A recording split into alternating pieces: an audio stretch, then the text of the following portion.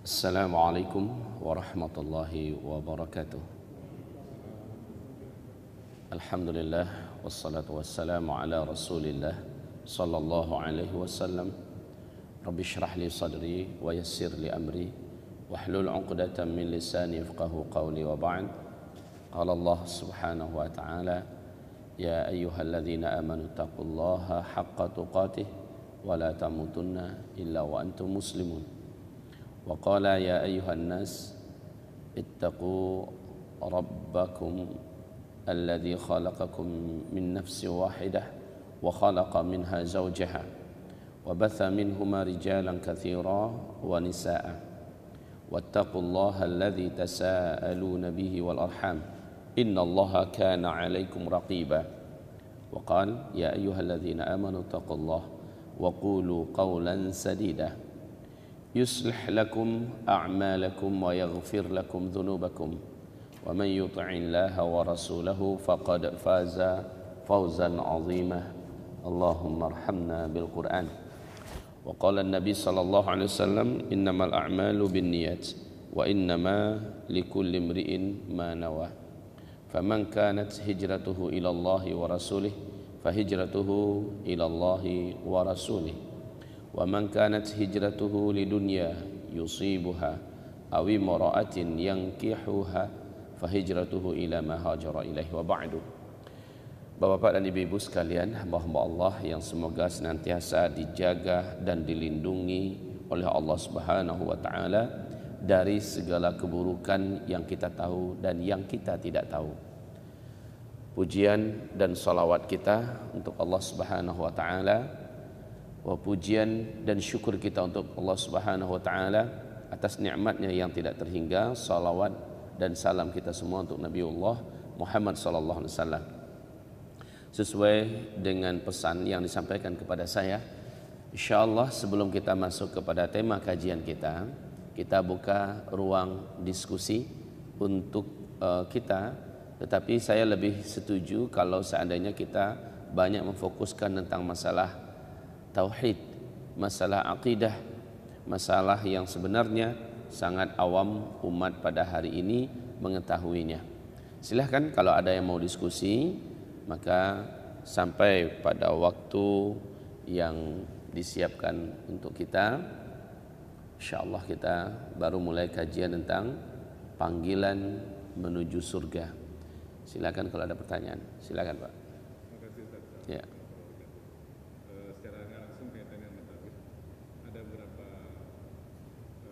Yang kita baca bahwasanya ketika Muhammad Al-Fatih ingin melakukan konser Nobel, dia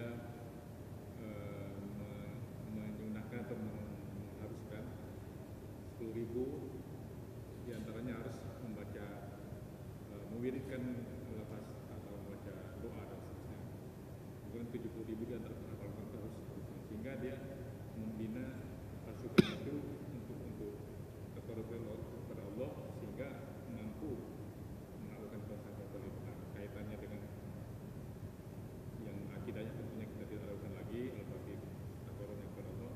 Nah, amalan yang tadi disunahkan itu yang dianjurkan pasukannya itu sendiri, itu kalau dalam konteks sekarang kan suka dikaitkan dengan bid'ah gitu saja. Tapi kita melihatnya adalah upaya takarrub kepada Allah dari yang dilakukan oleh al-fatih terhadap pasukannya itu. Nanti konteksnya melihatnya gimana kita? Baik, barakallahu fiik. Bismillahirrahmanirrahim. Sebenarnya pasukan yang disiapkan oleh Allah untuk mendampingi Al-Fatih adalah para lelaki terbaik di muka bumi masa itu. Dan ada hadisnya. Nabi mengatakan khairul amiri amiruha, ya, khairul juyushi jaishuha. Sebaik-baik pemimpin pada masa itu adalah pemimpin yang memimpin di situ, yang dia akan menaklukkan Konstantin, kata Rasulullah. Dan ternyata adalah Al-Fatih. Sebaik-baik bala tentara adalah bala tentaranya dia. Dan ternyata bala tentara ini yang dibawanya pergi bertempur adalah yang tidak pernah seumur hidup telat melaksanakan sholat berjamaah 5 waktu di masjid. Masya Allah.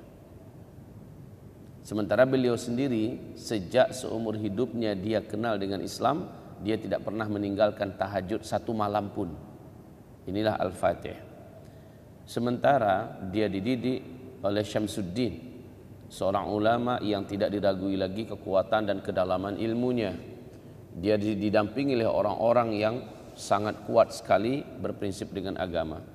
Kemudian anjuran beliau agar Allah Subhanahu wa taala memberikan futuh, penaklukan, dengan menganjurkan membakar semangat bala tentaranya agar beribadah maksimal di malam hari itu, sebenarnya sesuatu hal yang sangat lumrah, sesuatu hal yang sangat baik. Adapun apa yang ditetapkan oleh amir bukan termasuk masalah bid'ah, ya, karena perintah amir adalah perintah daripada Rasulullah sallallahu alaihi wasallam. Seperti kata Rasulullah sallallahu alaikum bi amiri, kamu wajib mentaati amirku. Siapa yang mentaati amirku, dia taat pada aku. Ya, amir Rasul adalah siapapun yang memimpin umat Islam dalam urusan agama Allah Subhanahu wa taala, dalam urusan dunia dengan agama Allah Subhanahu wa taala. Apalagi ini adalah sultan, ya, sang penguasa, di mana kewajiban mentaatinya selama bukan maksiat pada Allah Subhanahu wa taala. Yang disuruhnya bukanlah maksiat kepada Allah Subhanahu wa taala, yakni rangkaian ibadah yang beliau berharap dengan ibadah tersebut Allah menurunkan bantuan, Allah menurunkan pertolongan dan memberikan futuh yang dirindukan. Tidak ada masalah sebenarnya. Ya, yang patut diselisihi adalah apabila itu maksiat kepada Allah Subhanahu wa taala. Silakan, ada yang lain? Ya. Waalaikumsalam. Kalau Nabi Al-Fatih tidak pernah meninggalkan sholat tahajud yang begitu setiap malam, tapi di kisah lain kan ada sahabat Nabi yang sempat pada satu Rasulullah SAW bilang inilah ahli surga, sehingga kalau kata sahabat Umar sampai ke rumahnya beberapa malam mengikuti, tapi tidak ada ibadah khusus yang begitu keras yang dilakukan oleh si punya rumah. Atau di sisi lain ada kita lain, seorang wanita yang mungkin kurang baik, tapi ketika dia membantu seekor anjing yang tidak kehausan juga diampuni dan katanya masuk surga gitu. Hanya di sisi lain dari nas-nas Quran itu sendiri kita diberatkan sekali untuk, maksud saya di titik berat sekali untuk mengikuti katakan tahajud. Satu sisi terlihat begitu mudah masuk surga, di sisi lain begitu berat yang harus kita lakukan untuk bisa masuk surga. Sebenarnya optimalisasinya di mana? Terima kasih. Sebenarnya masuk surga itu bukan mudah, tapi yang diperlukan masuk surga itu adalah istiqomah. Coba lihat kisah tentang Nabi mengatakan, kalian ingin enggak melihat calon penghuni surga? Sahabat-sahabat terangsang, mau ya Rasul, sebentar lagi orangnya datang, lihat aja. Ya kan gitu. Ternyata orang biasa, di kalangan para sahabat enggak terkenal. Besoknya Nabi menyebutkan lagi, dan yang datang orang itu juga, sampai 3 hari berturut-turut. Akhirnya Anas bin Malik, semoga Allah ridha kepadanya, minta izin kepada orang yang bersangkutan agar dibenarkan dia numpang nginep, mumpung dia masih remaja, diizinkan. Memang nggak ada yang istimewa, sampai Anas kecewa. Apa sih istimewanya orang ini? Bahkan lebih istimewa sahabat terdekat Nabi yang lain. Akhirnya Anas minta izin karena, dan dia belak-belakan, saya minta izin itu karena gini, minta izin nginep di rumah bapak karena alasannya begini. Tapi kayaknya bapak orang biasa, kata Anas. Ya memang saya seperti yang kau lihat, nggak ada apa-apanya, kata Anas. Kata bapak itu sama Anas bin Malik. Kemudian Anas pergi setelah minta izin, assalamualaikum, dia pergi pamitan. Belum beberapa langkah Anas di stop oleh bapak itu. Sebentar nak, saya nggak tahu kalau seandainya yang selama ini saya jaga, itulah mungkin yang akan menjadikan saya di antara yang dikatakan Rasulullah, selama ini saya tidak pernah iri dengan nikmat yang Allah berikan pada saudara saya yang lain dan saya ikut bersyukur. Itu aja andalannya, saya tidak pernah iri, nggak pernah dengki dengan nikmat apapun yang Allah berikan pada orang lain, bahkan saya ikut bersyukur. Dia istiqomah dengan amalan itu. Sementara amalan wajibnya, amalan rawatibnya, sunatnya sama dengan yang lain. Tapi ternyata istiqomahnya adalah enggak mau iri, enggak mau dengki. Inilah Bu ya, enggak mau iri, enggak mau dengki. Dia istiqomah dengan itu. Coba lihat Bilal. Apa istiqomahnya Bilal? Senantiasa menjaga wudu dan sholat sunat 2 rakaat setelah itu. Istiqomahnya Bilal di bidang itu. Sementara amalan Bilal dengan sahabat yang lain sama. Kelebihannya adalah di bidang wudunya. Selepas Wudhu, setelah dia batal wudhu, dia sambung wudhunya. Kemudian dia sholat sunat. Dia rutinkan itu. Dengan itulah dia dikatakan oleh Rasulullah, saya mendengar bunyi terempahnya Bilal di dalam surga. Padahal Bilalnya masih ada. Ya, semoga dapat dipahami ya Bapak ya. Nah, sementara yang ini adalah sholat tahajud, ya. Kemudian sholat berjam 5 waktu, orang-orang istimewa yang memohon pertolongan dari Allah. Lain lagi urusannya, memohon pertolongan di dunia. Karena kata Umar bin Khattab radhiyallahu anhu, innama tunsaruna bitaqwakum billah. Sesungguhnya kamu itu akan ditolong oleh Allah dengan ketakwaan kamu. Bukan dengan jumlah bala tentara yang banyak, bukan dengan persenjataan yang lengkap, tetapi dengan ketakwaan kamu. Maka semakin orang ini bertakwa, wa may yattaqillah yaj'al lahu makhraja wa yarzuquhu min haitsu la yahtasib. Siapa yang meningkatkan ketakwaan kepada Allah, maka Allah akan berikan dia jalan keluar dari setiap masalah.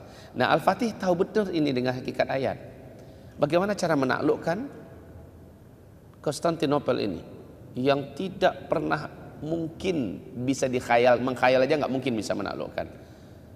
Tapi maka instruksi Al-Fatih adalah tingkatkan ketakwaan. Dalam artian apa? Amalkan amalan-amalan yang membuat Allah ridha. Ada yang berdoa, ada yang tahajud, enggak tidur ya, tidurnya hanya sebentar kemudian tahajud. Ada yang baca Quran, pokoknya seluruhnya meningkatkan amalan yang maksimal di malam hari itu. Besoknya mereka memang ditolong oleh Allah Subhanahu wa taala. Nah, seperti itu Pak ya. Ya. Kan ada di beberapa hadis katakan, terutama hadis yang dulu tentang total itu yang Rasul turunnya di ketika malam terakhir. Kadang kita melihat atau kita kalau kita dituntut di WhatsApp gitu ya, ada teman-teman dia bangun jam 12, dia bangun jam 2, ada juga melaksanakan apa yang di hadis itu sulusul lain itu akhir. Ganjaran ketika kita melaksanakan sholat tahajud itu di awal malam, di tengah malam, sama di akhir malam yang dikatakan itu sama tidak? Beda. Bedanya segi apa? Sepertiga malam terakhir khusus dalam hadis yang sahih, Allah turun ke langit dunia dan Allah Subhanahu wa taala menyuruh hamba-hambanya, mana yang mau minta ampun dari dosa-dosanya, cepat saya ampuni semua. Mana yang harapkan rahmatku, cepat saya bagi sekarang. Ya, ini istimewanya sepertiga malam terakhir, gitu. Jadi dan sepertiga malam terakhir itu lebih berat Pak, lebih berat. Kalau kita awal, yang bawahnya belum tidur kita udah tahajud duluan, kemudian kita tidur, dapat nilai pahala tahajud. Pertengahan juga seperti itu. Tetapi sepertiga malam terakhir ini betul-betul hanya orang pilihan yang sanggup mengambil sepertiga malam terakhir.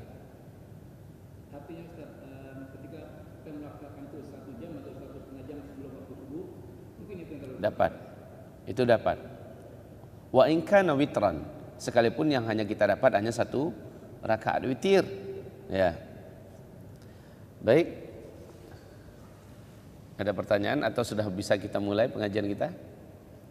Ya.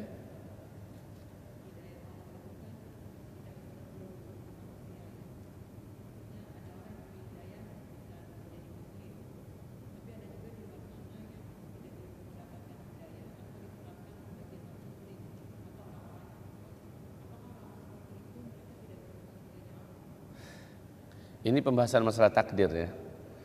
Pembahasan masalah takdir. Sebenarnya seseorang dapat hidayah atau tidak tergantung pada orang itu sendiri, Bu. Hidayah itu sama dengan rezeki, mesti dicari. Sementara Allah telah menyebarkan asbab hidayah. Allah telah menyebarkan di muka bumi ini asbab hidayah. Seperti Allah telah menyebarkan rezeki. Tergantung orang ini mau nyari enggak. Kalau memang dia ini orang yang benar, orang yang baik, pokoknya saya asal baik saya ikuti. Kalau gitu prinsipnya Allah akan tuntun dia sampai dia mendapatkan hidayah yang benar. Ya. Tapi kalau tidak bersumber dan berdasarkan dari keinginannya, yang penting saya orang bagaimana orang banyak aja dah, itu bukanlah orang yang tipe orang yang menginginkan hidayah. Gimana orang kebanyakan aja, saya ngikut aja sih. Kalau udah gitu prinsipnya, Wa in tuti' aktsara man fil ardi yudilluka an sabilillah. Kalau prinsipmu ada ngikuti orang kebanyakan, kamu pasti sesat dari jalan Allah. Jadi begitu Pak.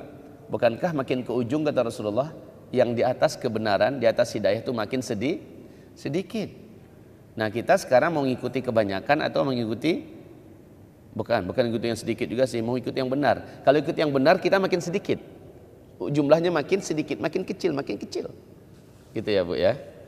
Jadi harus dicari itu hidayah. Dan Allah menjamin, wa ma kunna mu'adzibin hatta nab'atha rasula. Kami tak akan mengazab sampai orang ini dapat dakwah dulu dari seorang rasul atau utusan atau dai atau ulama yang nyampe ke dia. Sejauh-jauh orang Pak di dalam di pelosokkan pedalaman atau orang kubu atau orang apalah namanya ya, yang menurut kita nggak ada sampai dakwah ke sana, tidak benar.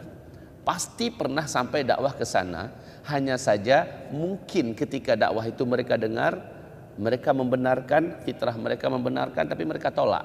Habis itu si dai bisa jadi dibunuhnya atau dai itu pergi meninggalkan. Menurut kita nggak pernah dakwah datang ke situ, tapi yang pasti pernah. Karena di akhirat Allah tidak akan pernah mengazab suatu kaum masuk neraka sampai di dunia Allah telah menyampaikan dakwah kepada mereka.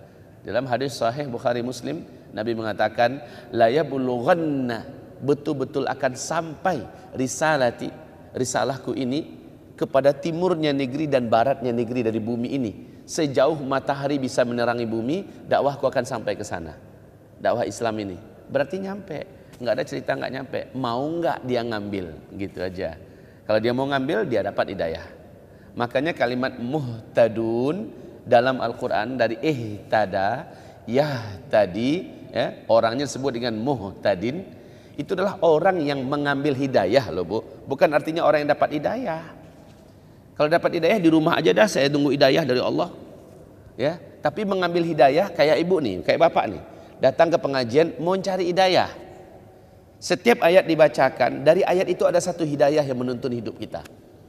Ya, jadi hidayah itu enggak sekali turun ceplok, udah selesai. Sampai mati dia dapat hidayah terus. Enggak, hidayah terus nambah. Al-Quran ini hudan lil muttaqin.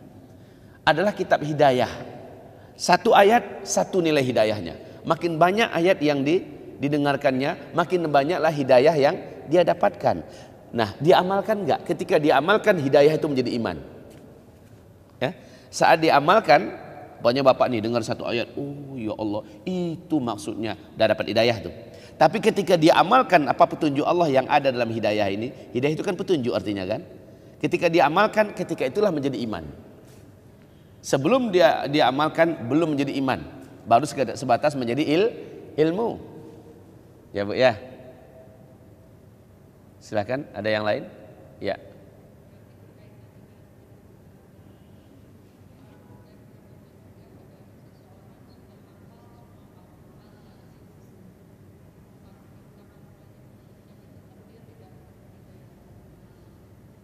Iya, betul.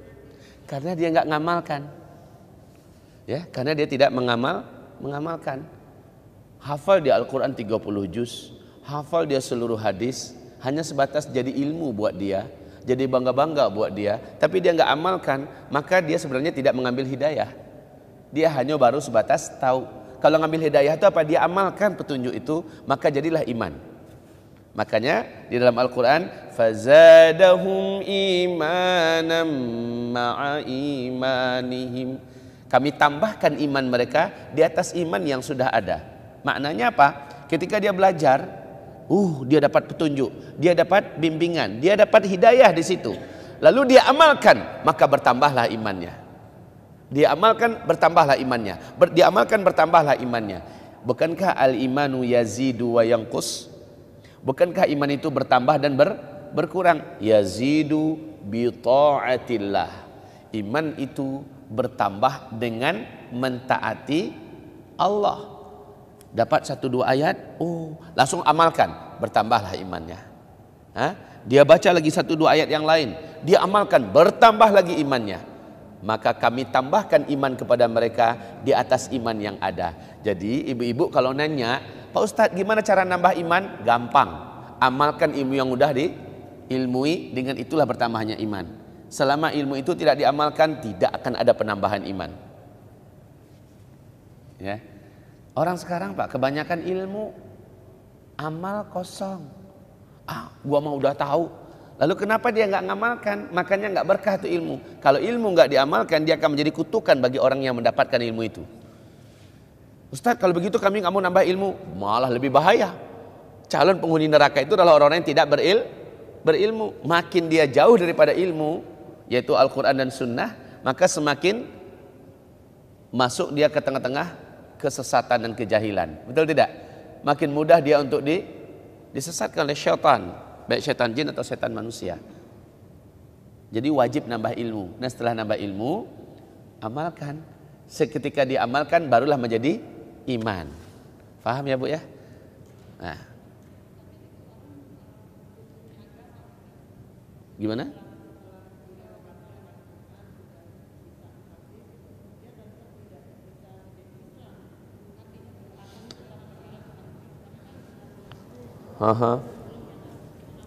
Sebenarnya bukan tidak, pasti fitrah. Ini adalah fitrah, fitrat Allah allati fataran nasa 'alaiha. Al-Quran ini adalah fitrah yang telah Allah turunkan. Fitrah ini sama dengan fitrah aslinya manusia baru lahir. Ma min mauludin illa yuladu 'alal fitrah. Setiap yang terlahir ke muka bumi ini dari kalangan jin dan manusia, lahirnya dalam keadaan fitrah. Fitrah itu apa? Yaitu cinta kepada Islam, cinta kepada kebenaran, cinta kepada al-haq. Dan Allah menurunkan Al-Quran itu sama dengan asli fitrah yang dia bawa sejak lahir. Jadi Bu, ketika dia belajar Al-Quran, dia belajar hadis, hati kecilnya yaitu fitrahnya itu pasti membenarkan. Hanya nanti ada penghalang-penghalang yang menjadikan dia tidak menyatakan syahadatnya, ya, tidak menyatakan keberpihakannya dan menampakkan keislamannya. Kadang-kadang itu adalah jabatannya, kadang-kadang itu adalah pekerjaannya, kadang-kadang itu adalah suaminya atau keluarganya atau masyarakatnya yang dia jadikan sebagai penghalang untuk dia menzahirkan pengakuannya. Ada 1-2 orang dari kalangan, sekarang kan berduyun-duyun orang-orang di Amerika dan Eropa berduyun-duyun masuk Islam. Setelah mereka belajar Islam, hatinya terbuka dan dia tanggung risiko. Di Inggris Bu, sekarang ini saya baru dapat beberapa, kan kami sering chatting-chattingan dengan beberapa sahabat kami di UK. Beliau mengatakan tingkat orang masuk Islam di Inggris itu berbondong-bondong sekarang nih Bu. Bahkan yang paling banyak masuk Islam itu kaum wanita. Kaum wanita yang paling banyak masuk Islam. Keluarga manapun yang sudah masuk Islam, kalau ada yang wanitanya, maka umur 17, 18, 19 tahun itu sudah dicarikan jodohnya. Mereka nggak peduli, mereka tidak akan tanya calon jodohnya ini, kamu udah kerja belum? Nggak akan ditanyakan itu. Yang dia pastikan orang ini sudah muslim, ini yang pertama. Yang kedua, orang ini pandai ngaji nggak? Bisa sholat nggak? Ya. Yang ketiga, orang ini sholatnya di mana? Masalah dia kerja atau tidak nggak ditanya. Bahkan sekarang muslimah di UK siap menjalani hidup berpoligami, bukan siap minta malah. Ya? Nggak rezeki Bapak di sini Pak. Di sana mereka benar-benar minta, sebab apa? Langkanya laki-laki yang muslim, jumlah yang masuk Islam itu semakin banyak. Kenapa? Mereka adalah orang-orang yang cara berfikirnya sudah maju. Mereka belajar Islam karena dari sumbernya. Walaupun mereka tahu bahwa Islam diisukan teroris segala macam, ternyata tidak benar sama sekali karena Islam tidak mengajarkan itu.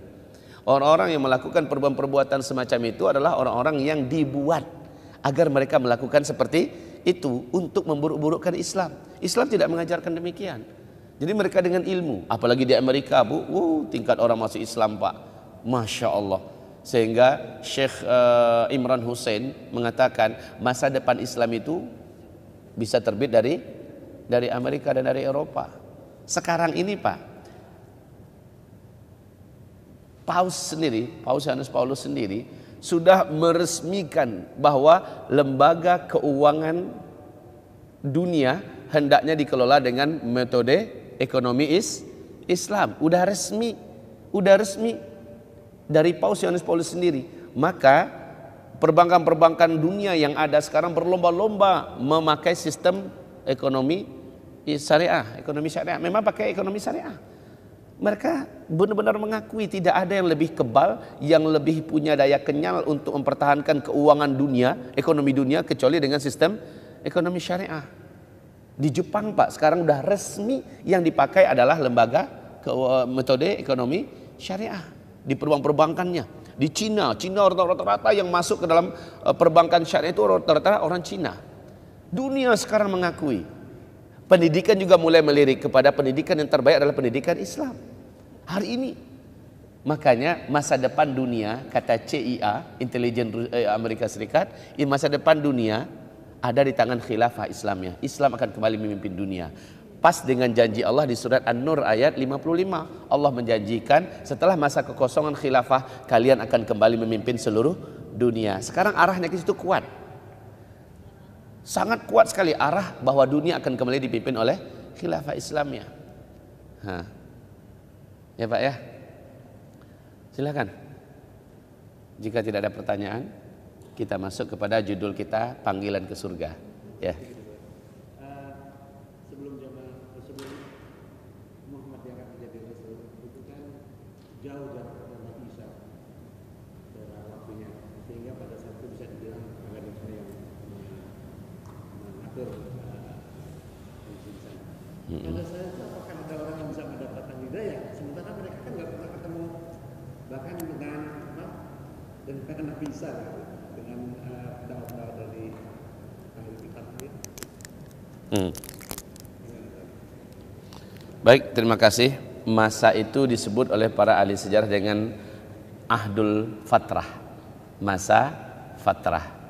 Pada masa itu sebenarnya Allah Subhanahu wa taala tetap menjaga satu kelompok di muka bumi ini yang tetap berakidah yang lurus, disebut dengan kaum Hanafiyah atau kaum Hanafiyin, ya. Ya, ada, tetap ada. Makanya dan di Mekah itu ada ahli-ahli kitab yang dari Taurat, dari Injil itu ada. Dan mereka menanti-nanti kedatangan Nabi Muhammad sallallahu alaihi wasallam. Jadi ada Pak, walaupun jumlahnya enggak banyak, bisa dihitung ya, akan tetapi di mana-mana tempat ada. Ya Pak ya. Jaraknya antara Nabi Isa dengan Nabi Muhammad kan 600-an tahun ya Pak ya. Ya, di masa itu Allah tetap menjaga akidah dan agama yang lurus ini.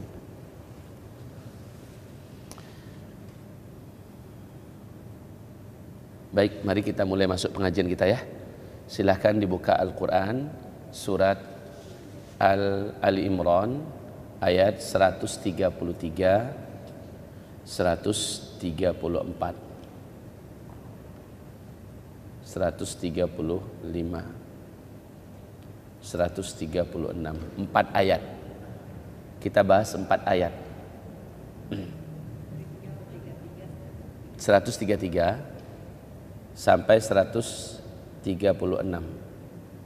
4 ayat ini yang menjadi asas pembahasan judul kita, yaitu panggilan ke surga.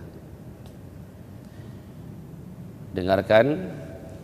A'udzu billahi minasyaitonir rajim. Bismillahirrahmanirrahim. وسارعوا إلى مغفرة من ربكم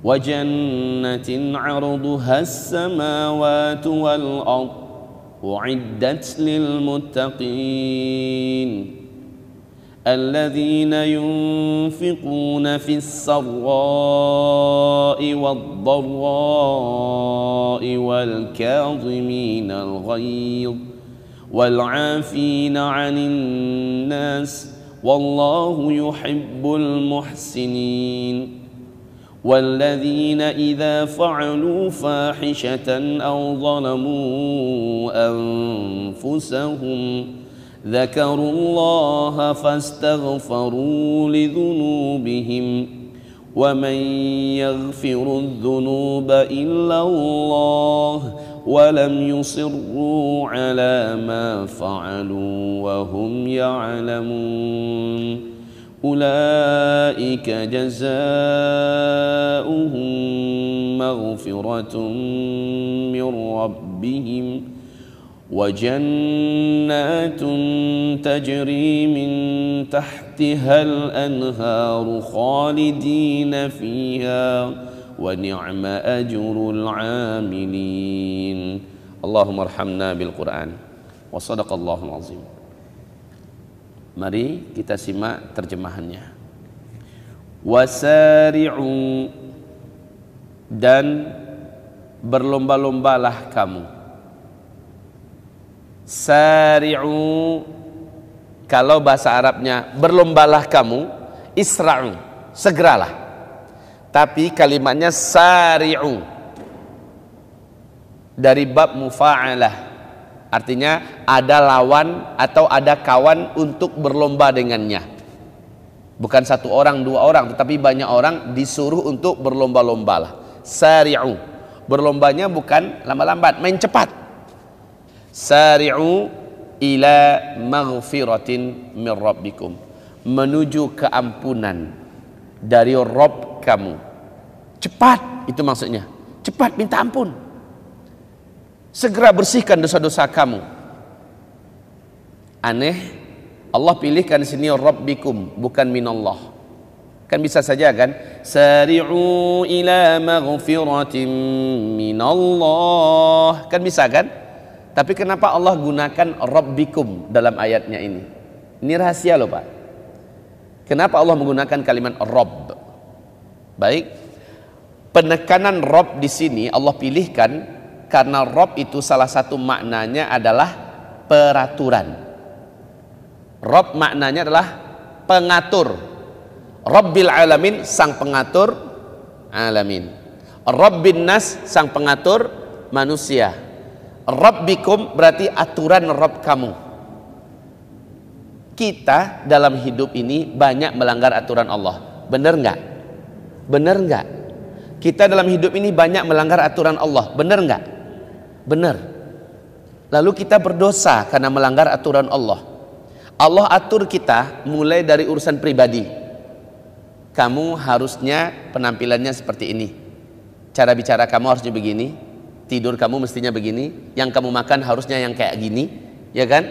Kemudian bagaimana kamu dengan istri begini. Itu diatur semua oleh Allah. Kalau kamu punya anak, kamu harusnya punya anak tuh gayanya gini. Kamu harus didik anak kamu itu caranya seperti ini. Itu diatur oleh Allah. Kita banyak langgar itu aturan. Betul nggak? Betul nggak? Baik. Kaum muslimin begitu juga dengan orang lain. Ya, kita diatur oleh Allah bagaimana kita bermuamalah bisnis di luar sana. Bagaimana kita mengelola suatu daerah, mengelola rakyat. Kalau sempat kita penguasa, diatur oleh Allah. Bagaimana dalam aturan-aturan Allah ini terlalu banyak yang kita langgar, makanya kita berdosa. Disuruh oleh Allah, cepat hai hamba-hambaku, cepat minta ampun, kamu udah banyak melanggar aturan saya. Dapat rahasianya nggak nih? Dari kalimat Rabb di situ, aturan di situ. Yang padat di situ adalah kalimat aturan. Coba Bu, Ibu pengen masuk surga? Iya.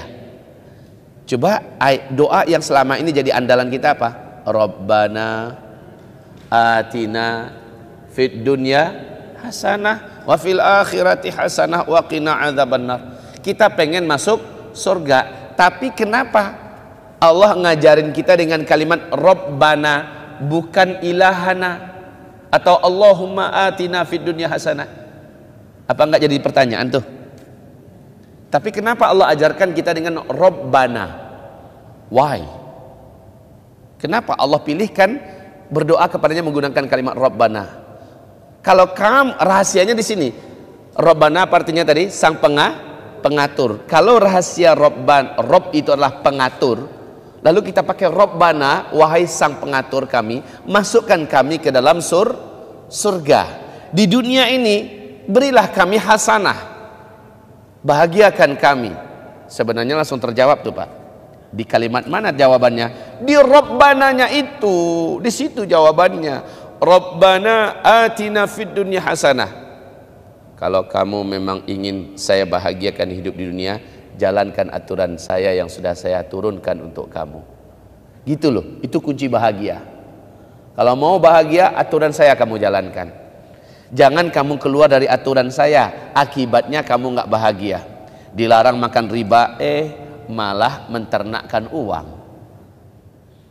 Masukkan uang ke bank dengan niat bunganya nanti untuk makan, minum, untuk mengembangkan usaha. Innalillah, jual giro sana kemari, lalu dapatkan penghasilan dari cara, Masya Allah, keluar dari aturan Allah, maka hidupnya dijamin oleh Allah celaka.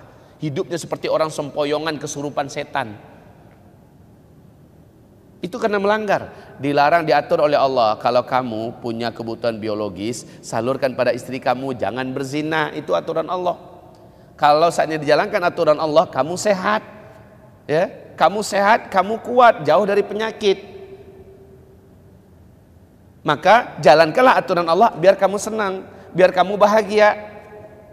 Kalau kamu ingin hartanya berkah, bahkan melimpah ruah, bayarkan zakat. Itu aturan Allah. Kalau kamu jalankan, harta kamu berkah, hidup kamu di rumah tangga jadi tenang karena zakatnya kamu keluarkan, harta kamu bersihkan. Jika tidak, seluruh harta yang masih bercampur dengan hak orang lain, maka yang bercampur dengan hak orang lain yang tidak dikeluarkan itu akan menjadi racun bagi harta yang ada di tangan kita. Akibatnya kalau kita makan, kita sama dengan makan racun. Banyak penyakit. Secara fisik banyak kita mengalami penyakit. Setan juga bisa masuk karena kita memakan yang bukan milik kita. Coba aja kalau nggak berani nggak mengeluarkan zakat. Keluarkan zakat. Itu aturan Allah Subhanahu Wa Taala. Allah atur yang wajib-wajib agar dikerjakan. Itu untuk kebaikan kita. Allah atur mana-mana yang terlarang, yang haram, tinggalkan. Maka kita akan bahagia. Dilanggar, rasakan akibat dari pelanggaran itu. Maka ketika kita doa Rabbana atina fid dunya hasanah, doanya mantep. Rabbana atina fid dunya hasanah. Peraturan Allah ditinggalin mulu, kagak bakalan dapat bahagia. Percaya dah. Gimana mau bahagia? Nabi saja menganjurkan umatnya, kamu jangan membiasakan hidup terlibat dengan hutang, apalagi hutangnya pakai ribawi lagi, ciloko. Coba aja lihat, ada nggak yang bahagia hidupnya orang yang orang tersebut terbelit utang? Ada yang bahagia nggak hidupnya? Di mana-mana dia terasa hidupnya sempit, dunianya terasa susah. Siang kepikiran utang, malam kepikiran utang, mimpi-mimpi buruk gara-gara utang, ya. Mau keluar rumah takut. Hidup jadi ketakutan. Emang enak hidup yang dihantui oleh perasaan begitu? Enggak ada enaknya. Itu menandakan apa? Kita sudah keluar dari aturan Allah Subhanahu Wa Taala. Hobi banget berutang.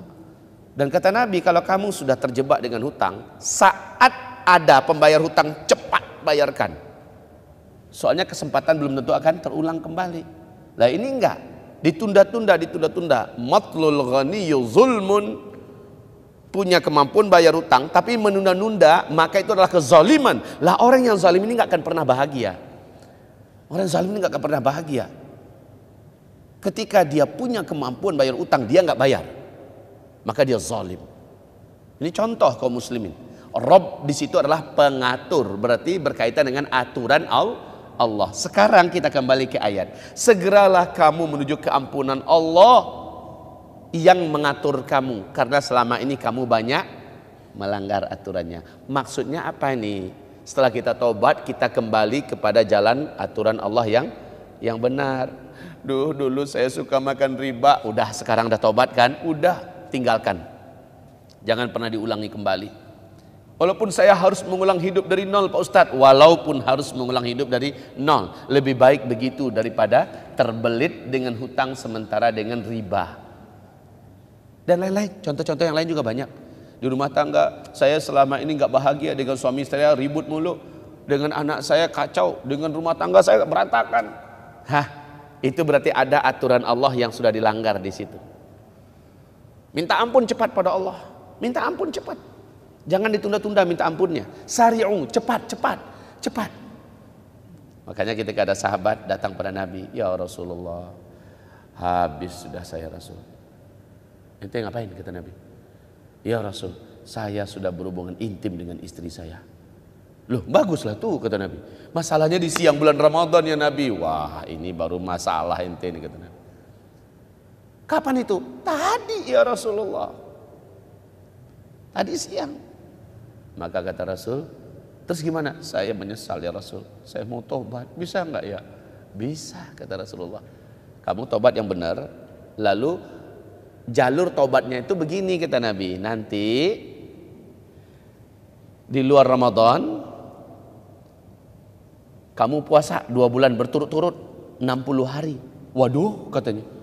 Ya Rasulullah 2 bulan berturut-turut saya puasa terus. Aduh ya Rasulullah saya pasti nggak sanggup. Ini belum beberapa hari saya sudah bersetubuhan dengan istri saya.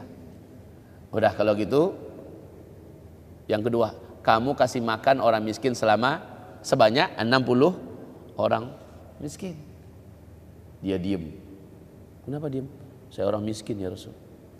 Terus, ya gimana mau ngasih makan orang? Saya aja perlu dikasih makan. Mulai Rasul tersenyum nih.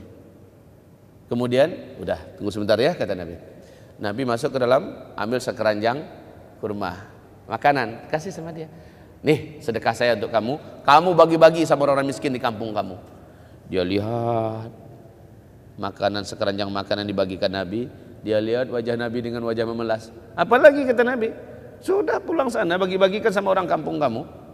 Ya Rasulullah, apakah di kampung kami ada orang yang lebih miskin dari kami? Situlah Rasulullah ketawa. Udah miskin tahu diri dong. Ya, sudahlah kata Nabi. Jadikan ini adalah untuk diri kalian. Jangan buat lagi. Ada pelanggaran yang dilakukan cepat, jangan mentunda-tunda, cepat selesaikan. Cepat taubat. Lalu jalur taubatnya ada yang diajarkan oleh Rasulullah SAW. Kalau zalimi orang, setelah taubat pada Allah, datangi orang itu, selesaikan dengan dia, baru Allah ampuni. Kalau kesesatannya dalam bentuk menyesatkan orang, ya, dengan fatwa-fatwanya, dengan kalimatnya banyak orang sesat, maka jalur taubatnya setelah taubat pada Allah, nyatakan bahwa dia sudah mencabut pernyataan yang dulu menyesatkan bahwa itu adalah sesat. Sampaikan pada orang sebagaimana dia terang-terangan dulu menyampaikan kesesatan itu kepada orang, sekarang dia terang-terangan mencabut kata-katanya kembali. Harus tuh Pak, kalau dia nggak lakukan itu, taubatnya nggak diterima oleh Allah Subhanahu Wa Taala. Ya, saya udah taubat. Tapi kan ente menyesatkan orang di mimbar kan, ente menyesatkan orang di TV kan, ente menyesatkan orang dengan tulisan kan. Sekarang ente delete semua, lakukan hal yang sama. Inilah pernyataan taubatku. Begitu. Ya, orang-orang yang dulu pernah sesat gara-gara aku memanggil seperti itu, sekarang aku panggil mereka kembali. Inilah jalan yang lurus. Yang itu adalah sesat. Gitu, baru Allah terima. Fa amma man taba wa aslaha wa bayyan fa ulaika atubu alaihim wa ana tawwabur rahim. Siapa yang dah taubat, lalu dia perbaiki dirinya dan dia jelaskan pada orang lain bahwa dia sudah taubat, pernyataannya dulu adalah sesat, barulah aku terima taubatnya. Jadi kalau dia diem-diem aja, yang penting saya udah tobat, sementara udah sekian ratus atau mungkin ribu orang udah disesatkannya, Allah nggak terima tuh tobat. Ya, begitu. Sari'u ila maghfirah, cepat kamu minta ampun.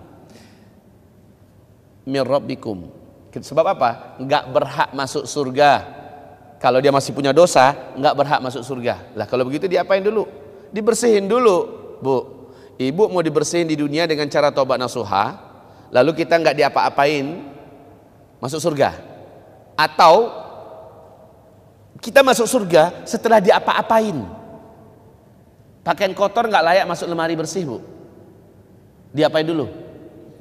Cara nyucinya gimana? Tergantung kotorannya. Kalau kotornya ringan, paling-paling hanya dikit-dikit dengan air selesai, betul nggak? Tapi kalau kotorannya jadi, diapain? Direndam, habis itu diapain? Makin jadi-jadi, perlu dengan kaki sekalian, iya kan? Nggak cukup dengan satu mesin cuci, ya, diulang lagi nanti, diulang lagi, berulang-ulang sampai bersih, baru boleh dilipat masuk lemari, istilahnya, iya kan? Nah orang baru boleh masuk surga kalau dosa-dosanya sudah bersih. Kalau nggak dibersihkan cepat di dunia, di akhirat loh pembersihannya, mau? Kalau nggak mau cepat di sini, Bu. Makanya Nabi menjelang meninggal dunia, lagi lemes-lemesnya, lagi sakit-sakitnya, dia minta sahabatnya, bopong aku ke masjid. Maka Abdullah bin Abbas dengan Ali bin Abi Thalib membopong Nabi, ya, sehingga kaki Nabi itu saking lemesnya nggak sanggup digerakkan, Bu. Kata sahabat, 2 ujung jari kaki Nabi membuat garis di jalan. Masya Allah, saking lemesnya ya. Dibopong oleh Ali dan Abdullah bin Abbas. Lalu Nabi didudukkan lemes di depan para sahabat-sahabat. Dengan suara yang sangat lemas, beliau berkata, intinya minta maaf. Kalau ada yang pernah saya sakiti, tolong maafkan saya. Kalau nggak bisa dimaafkan, balas sekarang. Coba tuh Nabi. Kalau nggak bisa dimaafin, ya balas sekarang. Nabi juga menjelaskan, kalau ada masalah utang piutang yang berkaitan dengan duit, tolong jangan diam-diam aja. Sebutkan sekarang biar saya bayar. Biar saya bayar. Saya nggak mau nanti bayarnya di akhirat, kata Nabi. Pada masa itu pembayarannya hanya melalui amal saya dibagikan ke dia, atau dosa dia dipindahkan ke saya. Maka Nabi minta penyelesaian cepat. Kalau ada yang fisiknya pernah saya sakiti, hari ini qisas, balas. Sahabat-sahabat mulai nangis tuh. Mereka udah paham, ini udah saat-saatnya mau berpisah nih. Hah? Udah kalimat yang macam ini adalah kalimat perpisahan. Diam, seluruh sahabat diam. Tapi Nabi Muhammad ulangi kembali dengan suara yang lemah. Dia ulangi kembali, saudara-saudaraku, jawab, ada nggak yang pernah saya zalimi? Tolong sekarang selesaikan, balas. Jika nggak bisa maafkan, balas, saya siap. Kalau ada hutang piutang, sebutkan, saya bayar. Masih diam Nabi sampai 3 kali. Lalu apa kata para sahabat? Ya Rasulullah, kami yang mungkin banyak menzalimi engkau, kami yang mungkin banyak nyakitin engkau, mana pernah engkau jangkitin kami, menzalimi kami? Enggak ada. Nabi kayak nggak dengar, dia ulangi kembali. Lalu berdirilah seorang yang hitam. Berdirilah seorang yang hitam. Saya ya Rasulullah. Ada apa, kata Rasul? Masih ingatkah engkau dulu saya pernah membawa tali kekang onta engkau? Ibarat kita sekarang sopir pribadi lah, walaupun hanya sekali 2 kali. Saya dulu pernah bawakan onta engkau. Punggung saya kena cemetimu. Saya nggak tahu itu sengaja atau tidak. Cuma hari ini karena engkau yang minta, saya sebutkan. Maka kata Rasulullah, terima kasih, kata Rasul. Ambilkan cemeti, kasihkan ke tangannya. Sahabat-sahabat marah. Tega ente ya. Rasulullah udah sakit, udah lemes begini, mau ente pukulin. Apa kata Ali? Pukul saya sepuas hatimu, sampai mati. Jangan kau pukul Rasulullah. Rasul suruh diam. Ali diam.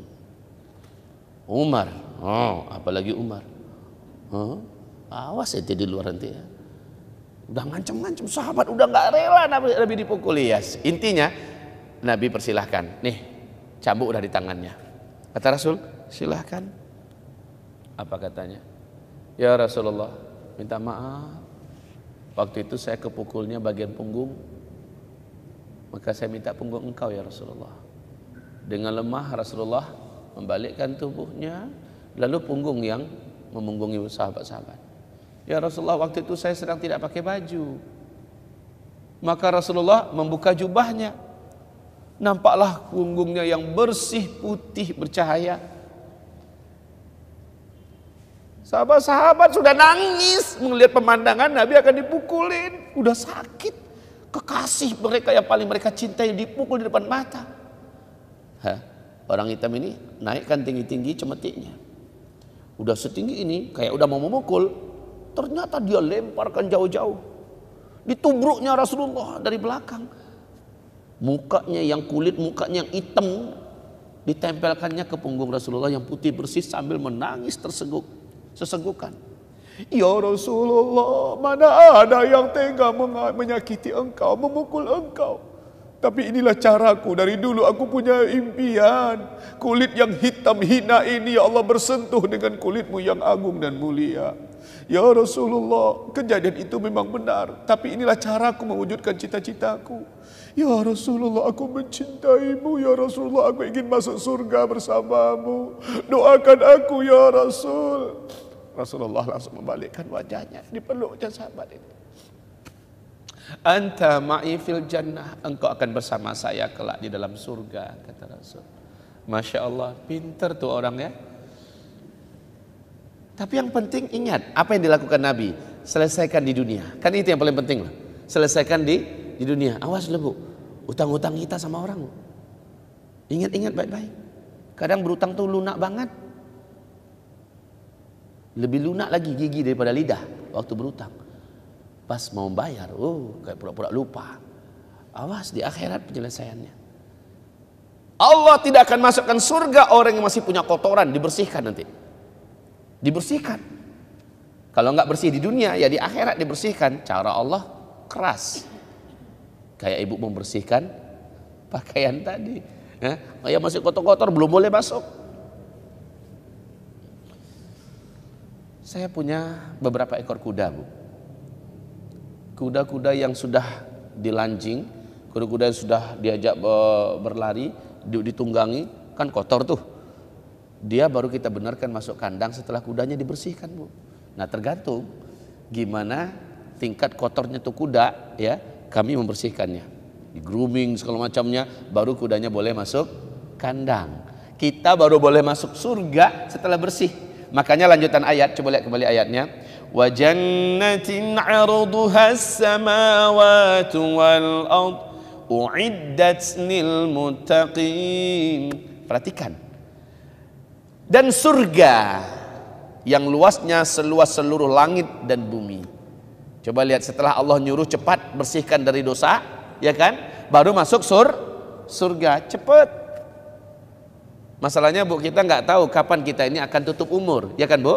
Siapa tahu Pak, siapa tahu ini pengajian terakhir yang Bapak dengar. Pulang nanti udah dapat aja berita, si fulan sudah meninggal dunia. Ya, tadi baru sama-sama ngaji dengan kami. Ya itulah, tadi kelihatannya sehat-sehat aja. Terus kenapa bisa meninggal? Ya udah tutup umur, gimana lagi. Kadang-kadang lagi bawa mobil, meninggal. Kadang-kadang tabrakan, kecelakaan, meninggal. Kan kita nggak tahu, ya kan? Bu, Pak, yang kami muliakan, macam ini banyak kejadian. Teman saya, Ustadz kondang dari kota Bukit Tinggi, ceramah, dia diundang ke Jambi, ceramah. Malamnya tabligh akbar, Kamis malam Jumat tabligh akbar. Besoknya hari Jumat dia diminta khatib. Sedang memberikan khutbah, lagi berapi-api di atas mimbar, langsung jatuh Pak, meninggal. Sehat walafiat, meninggalnya lagi khutbah. Bisa gampang, kalau itu mah bagi Allah gampang. Jemaah saya di Masjid Istiqlal, bukan Istiqlal Jakarta ya, Istiqlal Payakumbuh. Masjid Istiqlal, jemaah saya sedang asik dengarkan pengajian maghrib isya, perutnya mules.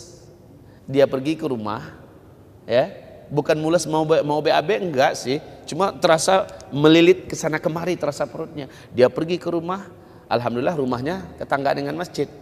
Dia duduk di sofa, lewat di sofa dia meninggal. Padahal dengar pengajian tadi. Belum lagi masuk azan isya dia udah meninggal. Kayak gitu loh Pak. Jadi kita nggak tahu, karena nggak tahu jangan tunda-tunda. Jangan tunda-tunda. Apa yang bisa dipercepat sekarang ini dalam rangka membersihkan diri kita, percepat. Taubatnya, ya, memperbaiki dirinya. Jangan tunda-tunda. Ingat-ingat baik-baik. Apakah hari ini kita pernah putus hubungan dan masih sedang putus hubungan dengan mertua kita? Ayo perbaiki cepat. Dengan ibu kita, dengan ayah kita, dengan menantu kita sedang tidak berbunyi. Tahu tidak berbunyi? Sudah tidak teguran sapa maksudnya. Udah lama nggak bunyi. Ini bahasa orang Minang, ini bahasa orang Padang. Udah lama nggak bunyi. Diem-dieman. Ayo sekarang baikan, cepat. Pakai SMS star. Assalamualaikum, apa kabar sahabatku? Apa kabar adekku? Ya, sehat? Sapa sekarang Pak, sebelum terlambat. Bu, ibu masa muda banyak aurat ibu yang terbuka. Sekarang ibu baru nyadar. Sekarang ibu baru pakai jilbab. Maka yang masa muda itu kikis dengan banyak istighfar. Ingat itu kembali istighfar, kikis dalam rangka mengikis dosa-dosa kita yang udah berkarat. Kikis sekarang. Sari'u ila maghfirah min rabbikum wa jannah 'arduha as-samawati wal ard. Nah ini, coba lihat surga. Wa jannatin 'arduha, satu surga. Jannatin ini adalah isim nakirah. Isim nakirah yang fungsinya adalah untuk mufrad. Ada yang pernah belajar bahasa Arab nggak? Isim nakirah yang fungsinya untuk mufrad. Apa itu isim nakirah? Menandakan surga yang mana aja. Itu satu. Kemudian satu surga luasnya arduha, luasnya as-samawat, seluruh langit. Saya nggak ada whiteboard ya. Luasnya seluruh langit. Ibu pernah nggak mengetahui Pak seberapa luas langit ini? Samawat loh. Seberapa luas langit ini? Pesawat terakhir yang dilepas oleh NASA Amerika Serikat, ulang-alik tanpa awak ya, telah menemukan sampai dia hilang, pesawat ini sehilang-hilangnya, telah menemukan lebih dari 100 miliar galaksi di alam semesta ini. 100 miliar galaksi. Bu, galaksi kita ini galaksi apa yang bumi ada di dalamnya? Galaksi Bima Sakti ya Bu ya. Satu galaksi itu Bu, luasnya garis diameter satu galaksi menghabiskan perjalanan cahaya 50.000 tahun perjalanan cahaya. Satu galaksi. Satu detik saja kecepatan cahaya itu berapa Bu? Ayo, ada yang tahu? Nggak ada yang tahu? Satu detik kecepatan cahaya berapa? Bilang aja cepat, nggak tahu. Iya, selesai. Satu detik kecepatan cahaya 300.000 kilometer. Satu detik kecepatan cahaya 300.000 kilometer. Satu detik loh itu, Masya Allah. Sementara satu garis diameter galaksi menghabiskan perjalanan cahaya 50.000 tahun. Nggak kebayang deh, nggak kebayang. Berapa nolnya tuh? Kalau dikalikan satu detik kali satu menit, kali 1 jam, terus kali 24 jam, kali 360 hari, ya, kali 50.000 tahun. Innalillahi wa inna ilaihi rajiun. Itu baru satu galaksi garis diameternya. Sementara yang udah ketemu sampai hilang lebih dari 100 miliar galaksi. Satu surga, kata Allah dalam Al-Quran, seluas seluruh langit dan bumi. Subhanallah. Satu surga. Sementara surga itu enggak satu loh Bu. Surga itu enggak satu. Ratusan lapisan surga itu. Satu surga dengan surga yang lain jaraknya seluas seluruh langit dan bumi. Subhanallah. Itu ini Allah memanggil kita, ayo cepat masuk surga. Tapi bersihkan dulu diri kamu dari dosa nggak pantas. Dunia yang bangke yang sebentar lagi kita tinggalkan, ini akan menahan kita untuk masuk ke surga yang dijanjikan. Nggak pantas. Ibu tahu Pak? Minta maaf Pak. Bapak, nama Bapak bisa saya tahu? Nama Bapak boleh saya tahu? Pak Alfi. Tahukah Bapak? Pak Alfi dengan nama lengkap Bapak hidup hari ini, nama Bapak sudah ada dalam surga loh Pak. Sudah ada. Satu istana khusus telah dibangunkan oleh Allah atas nama Bapak, Pak Alfi. Saya juga sudah ada nama saya di dalam surga. Ada satu istana atas nama saya ownernya, pemiliknya. Bahwa ini istana adalah milik saya. Sebenarnya rumah biasa, tapi bahasa kita di dunia adalah istana. Dan tahukah ibu juga begitu. Setiap orang yang hidup ke muka bumi, Allah bangunkan atas nama dia di dalam surga satu istana khusus, ownernya adalah dia. Bu, tahu nggak besarnya istana atau rumah kita di surga? Tahu nggak? Bilang cepat nggak? Subhanallah Pak. Inti surga itu adalah ma la 'ainun ra'at wa la udhunun sami'at wa la khatara 'ala qalbin bashar. Ada nggak raja gok mengkhayal yang pernah ada di muka bumi ini? Suruh dia mengkhayal, nggak akan sampai sedikit pun khayalannya kepada hakikat yang sebenarnya di surga.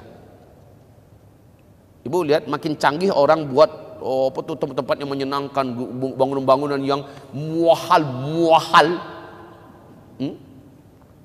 Itu nggak ada apa-apanya. 1 berbanding 70 kali lipat. Makanya nggak kebayang deh. Nggak ada. Lah, sementara satu bangunannya dibangun di atas tanah surga. Tanah yang paling mahal di dunia ini tanah di mana, Pak? Di bumi ini. Tanah di mana yang paling mahal di dunia ini? Tanah di Mekah loh. Yang paling mahal sekarang ini tanah di Mekah. Per meternya itu pun udah nggak dijual. Per meternya itu, Pak, kalau uang kita ini sudah dalam harga hampir 1 M, 1 meter. Itu tanah termahal di dunia, Pak. Dunia yang rawan gempa, dunia yang kalau hujan lebat sedikit kayak di Mekah itu bisa banjir, betul nggak? Dunia yang panasnya tuh minta ampun, sarang penyakit, sarang penyamun, sarang penjahat. Dunia yang juga kita akan dimakan oleh usia jadi tua keriputan. Biaya operasional listriknya pun mahalnya minta ampun. Beban terus. Baik, sementara bangunan rumah kita dibangun di atas tanah yang nggak akan, maaf ya Bu ya, Bu, tanahnya surga itu saja 1 genggam dibawa ke dunia, dijual Indonesia dengan segala harta kekayaannya nggak kebeli itu mahalnya tanah surga itu, Bu. Berapakah bangunan untuk 1 orang beriman atas nama dia dibangunkan oleh Allah di atas tanah yang sangat mahal itu? Luasnya 70 mil kali 70 mil. Seumur hidup pernah nggak mendengar ada istana yang bisa dibangun seluas itu? 1 mil itu, Pak, 1,6 kilometer. Kalikan, ayo pakai kalkulator. Cepat. Kalikan. Yang gampang dulu dah, 1,5 kilo kali 70. Berapa luasnya? 105 kilometer kali 105 kilometer. Itu baru isi bangunan. Itu baru isi bangunan, belum lagi kebun-kebun. Belum lagi taman-taman yang ada di luar. Belum lagi interior di dalamnya, kata Nabi. Batu batanya adalah dari emas padat luar dalam. Batu batanya emas padat luar dalam. Besar batu bata itu kalau dikali-kalikan sama dengan mobil Fuso. 1 batu bata disusun itu. Sementara semennya, pasirnya dari yakut dan zabarjad. Masya Allah. Lalu kata Rasulullah, nanti di dinding rumah itu ada bertaburkan mutiara. 1 butir mutiara itu, kata Rasulullah, kalau bumi ini dengan segala kekayaannya dijual, belum akan mampu membeli 1 butir mutiara itu. Saking mahalnya. Dan itu milik kita, atas nama milik kita. Masya Allah, Masya Allah. Betapa kayanya kita nanti di dalam itu baru rumah atas nama milik kita loh. Ada bonus-bonus rumah dikasih ke kita nanti. Kan banyak orang-orang kafir yang masuk neraka kan. Rumah mereka kan nganggur di surga itu. Ibu tahu nggak ke siapa dibagiin? Ke ibu. Allah, Masya Allah. Inilah dia surga yang luasnya seluas langit dan bumi. Jangan kepikir nanti ya, Ustadz kalau segede itu berapa nanti tanah yang habis, berapa rumah. Lah masalahnya 1 surga aja luasnya seluas ini. Masuk akal nggak? Masuk akal banget. Orang yang paling terakhir masuk surga, Bapak, aku benar-benar tahu orang yang paling terakhir masuk surga. Dialah yang paling terakhir keluar dari neraka dari umatku, kata Nabi. Saya betul-betul tahu orangnya, laki-laki. Alhamdulillah bukan ibu-ibu ya. Laki-laki, Pak, cuma nggak tahu kita siapa orangnya. Setelah dia dimasukkan ke surga, bahasa singkatnya saja nih, setelah dia dimasukkan ke surga, baca ini kisah di dalam kitab Hadil Arwah ila Biladil Afrah oleh Syekh Ibnul Qayyim yang diterjemahkan ke bahasa Indonesia Tamasya ke Surga. Hadis ini Nabi ceritakan perjalanan orang yang paling terakhir masuk surga. Tahu nggak, Bu? Ini orang paling terakhir loh. Surga yang dimasukinya, Pak, yang paling rendah. Surga yang paling rendah nanti di akhirat. Apa kata Rasulullah? Allah berikan untuk orang yang paling terakhir masuk surga itu kekayaan manusia yang terkaya di muka bumi ini. Siapa orang yang paling kaya di muka bumi yang gak akan mampu dikalahkan kekayaannya oleh siapapun? Nabi Sulaiman. Dialah orang yang paling kaya di muka bumi yang tidak akan pernah sampai hari kiamat. Dalam Al-Quran loh. Dalam Al-Quran sampai hari kiamat gak akan ada orang yang sanggup mengalahkan kekayaannya. Allah kasih untuk dia 10 kali lipat kekayaan Nabi Sulaiman untuk orang yang paling terakhir masuk surga. Masya Allah. Gak kebayangkan? Makanya Itulah surga. Pantaskah dunia yang hanya bangkai busuk ini menjadikan kita tidak pantas masuk surga? Kita tamak, kita rakus, akhirnya kita menipu, kita mencuri, kita berzina, kita melakukan kezaliman. Surga yang maha menyenangkan menanti kita, nama kita yang ada tertera di sana ternyata akan jadi hadiah untuk orang lain, bukan kita yang menikmatinya. Ya Allah, ya Allah. Makanya ketika Allah memanggil, inilah panggilan ke surga. Segeralah kamu hai hambaku menuju surga, segera, jangan tunda-tunda. Untuk taubat itu jangan tunda-tunda, jangan pakai entar udah tua. Emang ada malaikat maut ngasih surat, ente masih aman 20 tahun lagi, ada nggak? Pernah? Kan nggak ada kan? Nggak pernah. Orang sehat didatangi mati, anak kecil didatangi mati, penguasa raja didatangi mati. Nggak ada jadwal tertentu, harus nunggu tua dulu, enggak. Abang saya seumur saya udah meninggal dunia, padahal dia kekar badannya, dia kuat sehat, lebih besar, lebih tinggi daripada saya. Meninggal dunia duluan di umur saya, dia udah meninggal 3 tahun yang lalu. Allah ambil dia. Sementara ayahanda saya beberapa bulan lagi pas 100 tahun umurnya. Ayahanda saya masih hidup. Bu Afni udah ketemu sama Buya? Belum ya. Ayahanda saya masih hidup loh Pak, udah tua, masih hidup. Masih lincah aja kesana kemari. Anaknya ada 2 orang meninggal. Anaknya yang paling tua usianya 79 tahun udah meninggal. Kami ibunda kami banyak, ada 9 orang. Ya, jadi anak ayahanda dari istri yang pertama udah usia 79 tahun dan meninggal duluan. Ayahanda masih hidup. Lah itu dia. Ada yang kecil udah meninggal. Ada yang sampai setua itu masih hidup. Maka kita nggak tahu. Oleh karena itu hamba-hamba Allah, sekali lagi, janganlah sampai karena bangkai kehidupan dunia ini yang busuk ini menjadikan kita tidak halal masuk surga. Allah suruh kita, hai hambaku, ayo ke surgaku, ayo ke surgaku. Allah panggil nih, Allah panggil kita ke surga, kampung halaman kita dipanggil kembali oleh Allah. Jangan lupa daratan ya, kamu di dunia cuma pendatang. Pendatang itu harus tahu diri bahwa dia akan meninggalkan kembali tempat ini. Harus tahu diri, kita nggak lama di sini. Hai hamba-hamba Allah, kita nggak lama, kita cuma pendatang. Kun fid dunya ghariban aw abiras sabil, kata Rasulullah. Jadilah kamu hidup di dunia ini seperti penyeberang jalan. Nah, transit sebentar. Kamu di dunia orang asing, kita ini orang asing. Jadilah di dunia ini kayak orang asing. Lah orang asing Pak, Bapak cuma transit lalu Bapak bangun rumah di situ. Mantep nggak cara berpikirnya atau bodoh? Bodoh. Maaf nih, sebenarnya yang dimaksud adalah jangan sampai kita pencarian kita di dunia lalu kita tinggal untuk di dunia. Mestinya dibawa dong sampai ke akhirat. Pencarian kita dibawa sampai ke akhirat. Coba Ibu buka di YouTube nanti, dengarkan ceramah saya tentang ratapan orang-orang yang sudah meninggal. Ratapan orang yang sudah meninggal, rata-rata pengen balik. Apa yang dia minta? 2 saja. Izinkan aku balik sebentar, aku ingin sedekahkan semua pencarianku yang aku cari selama aku hidup, supaya kebawa sampai ke akhirat. Yang kedua, aku ingin taubat dan beramal soleh walaupun hanya sebentar. Ini permintaan, ya. Baik hamba-hamba Allah yang kami muliakan. Nah, Allah tak akan pernah kabulkan itu doa. Tidak akan pernah Allah kabulkan. Walau air matanya darah, Allah tak akan peduli. Sekarang Allah kasih bocoran di dalam Al-Quran.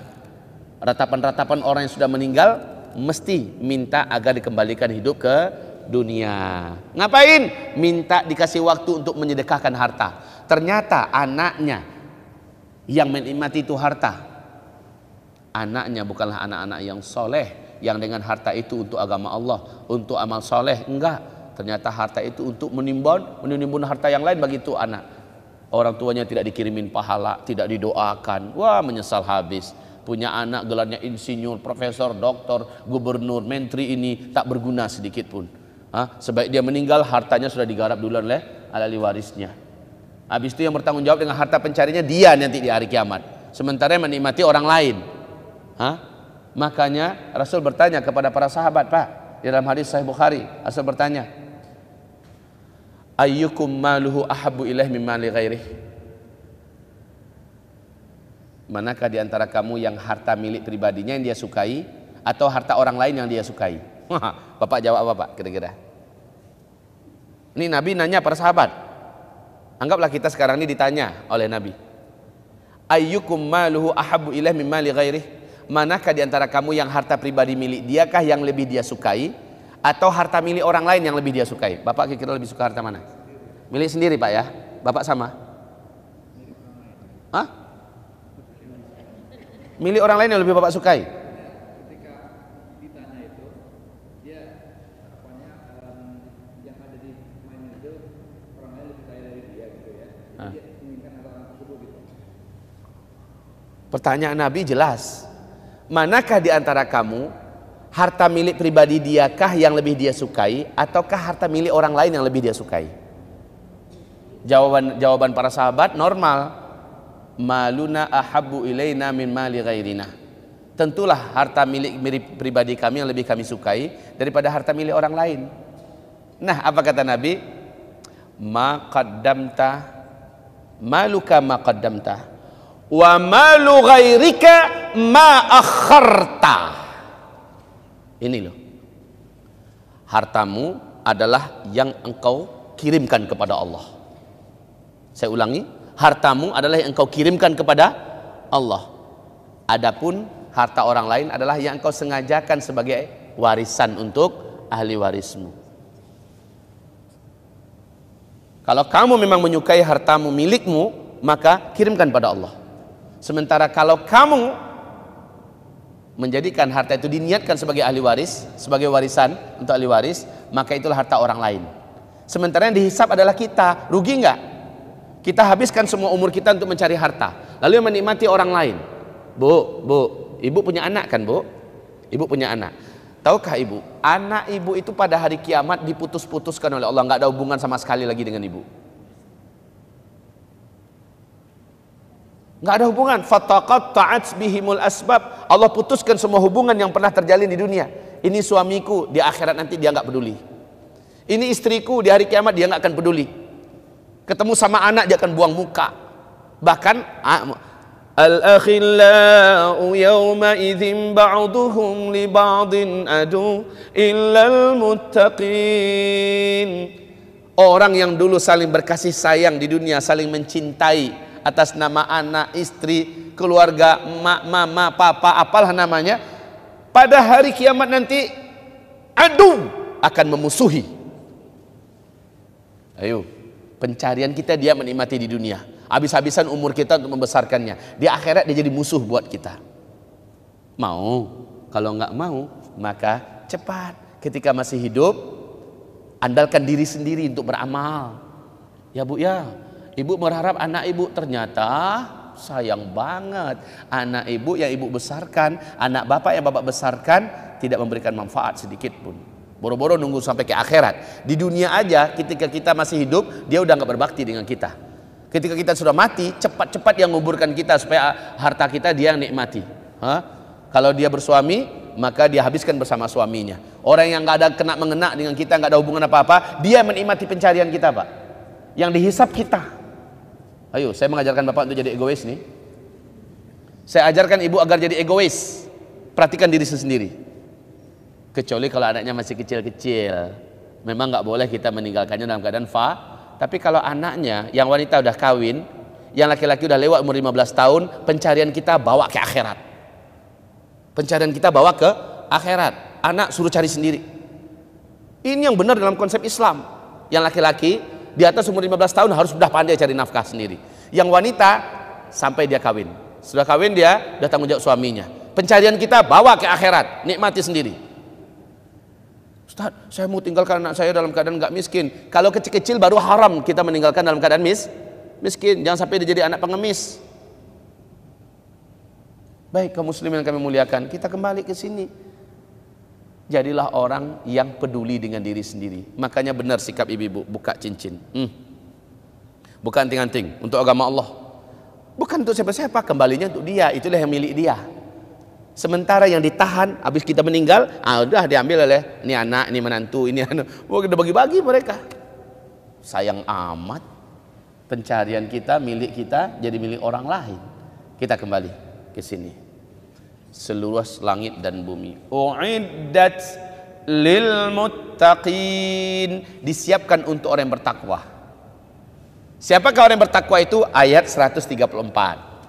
Baik Bapak, Ibu, supaya jangan terlalu jauh. Sampai di sini ada pertanyaan, saya buka 10 menit. Ya.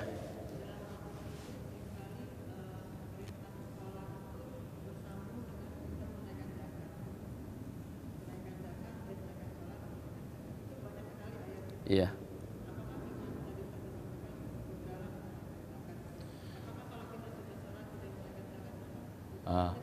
Bagus pertanyaan Ibu, bagus sekali. Ibu kita bertanya, di dalam Al-Quran itu senantiasa berpasangan. Aqimus shalah, lanjutannya wa atuz zakah, dirikan sholat dan bayarkan zakat. Bapak Ibu yang kami muliakan, Abdullah ibnu Abbas, semoga Allah ridha kepadanya, berkata, di dalam Al-Quran ini banyak sekali Allah mempasang-pasangkan sesuatu. Ketahuilah apakah rahasianya? Rahasianya adalah Allah tidak akan terima yang satu ini bila yang satu ini tidak ada. Salat mau, zakat nggak mau, salatnya ditolak oleh Allah. Gitu ya. Taat pada Allah mau, tapi taat pada Rasul nggak mau. Kan atiullah atiur Rasul kan? Taat pada Allah mau, taat pada Rasul nggak mau. Maka taat pada Allah dianggap oleh Allah hapus, nggak ada. Orang-orang ingkar sunnah Pak, yang menolak sunnah, sementara dia nerima ayat diterimanya semua, Al-Quran diterima semua, tapi hadis Nabi dia nggak terima. Kan ada kelompok ingkar sunnah ya. Nah ini orang ditolak oleh Allah, keislamannya nggak diakui. Asyhadu an la ilaha illallah, pasangannya apa? Nah kalau syahadu an la ilaha illallahnya ada, tapi asyhadu anna Muhammadar Rasulullahnya nggak ada, ditolak oleh Allah asyhadu an la ilaha illallahnya. Makanya orang Yahudi, orang Nasrani, seluruh agama yang lain yang ngakui Allah itu ada, ahad umpamanya, maka tetap tertolak selama dia tidak mau asyhadu anna Muhammadan Rasulullah. Pasang-pasangan begitu ya Bu ya. Makanya di zaman Abu Bakar As-Siddiq radhiyallahu anhu ada satu kabilah nggak mau bayar zakat, dihukum oleh para sahabat. Sepakat seluruh sahabat mengatakan murtad. Mula-mula Umar agak gelisah, wahai Khalifah, wahai Abu Bakar, mereka kan masih syahadat, mereka kan masih sholat, kok mereka dihukumi kafir? Kenapa mereka dikatakan murtad? Apa kata Abu Bakar As-Siddiq? Karena mereka telah memisahkan satu kewajiban yang telah Allah wajibkan.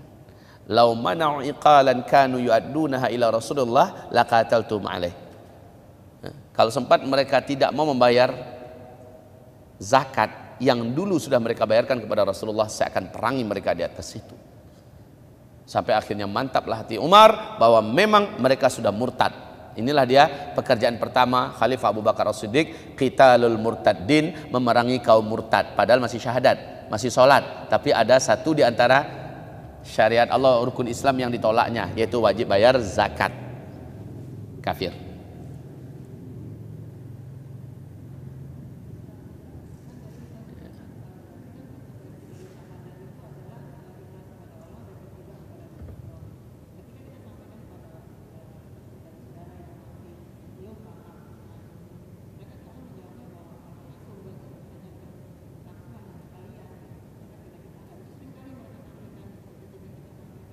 Dia Muslim.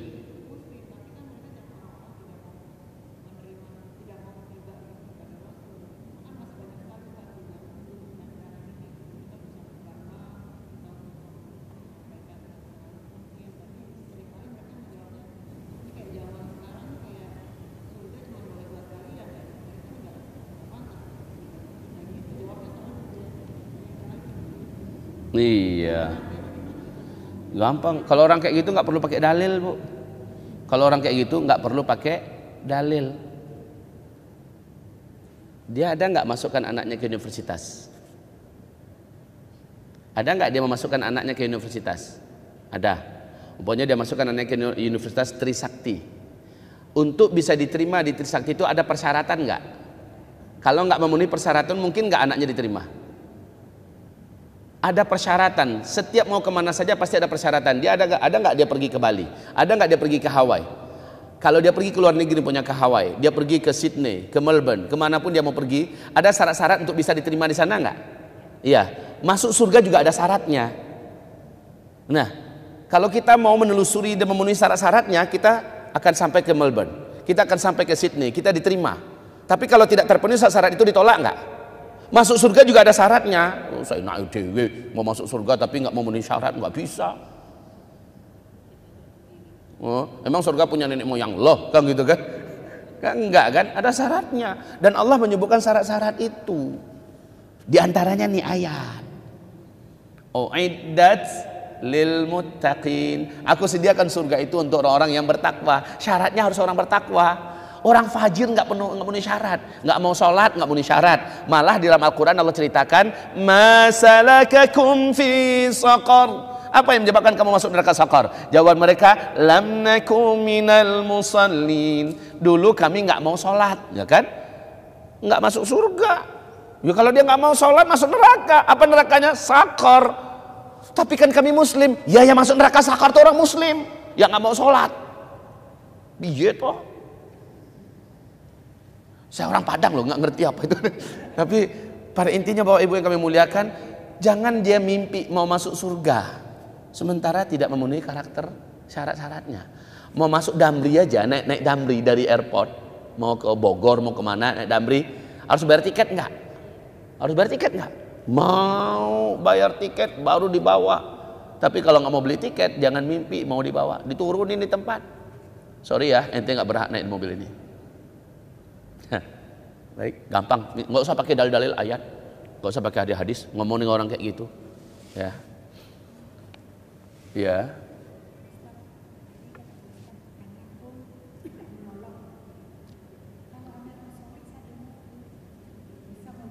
Hanya anak yang soleh, hanya anak yang soleh, itu harus anak kandung, karena kalimatnya waladun, walad itu anak kandung.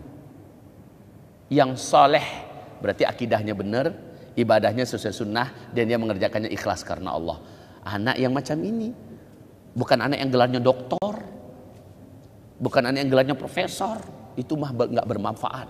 Tapi yang soleh, doktor soleh mantap, tapi biar tukang becak tetapi soleh. Yang kita harapkan anak kita ini soleh dulu, baru nanti masalah pekerjaan itu nomor sekian. Ya Bu ya.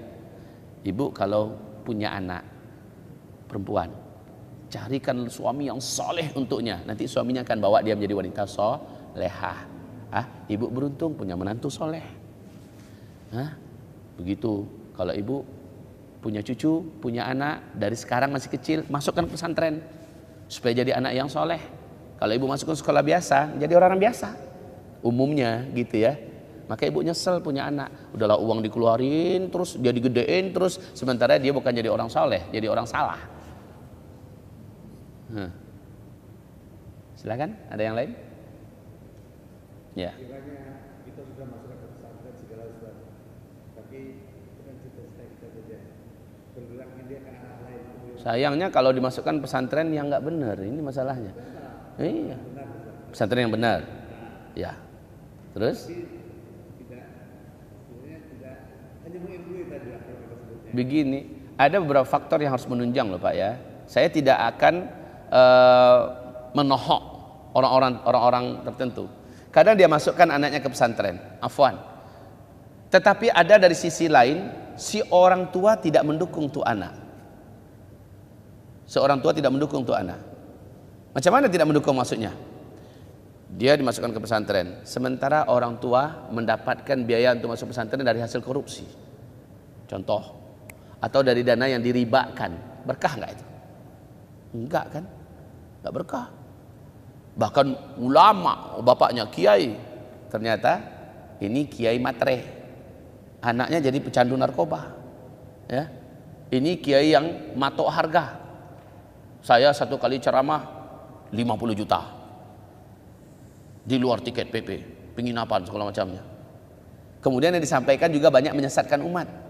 Bukan malah membenarkan umat. Akhirnya anaknya jadi gitu Pak, dia ngasih makan. Atau bukan ngasih makan aja, oke lah hartanya halal, rezekinya halal. Ada unsur yang lain.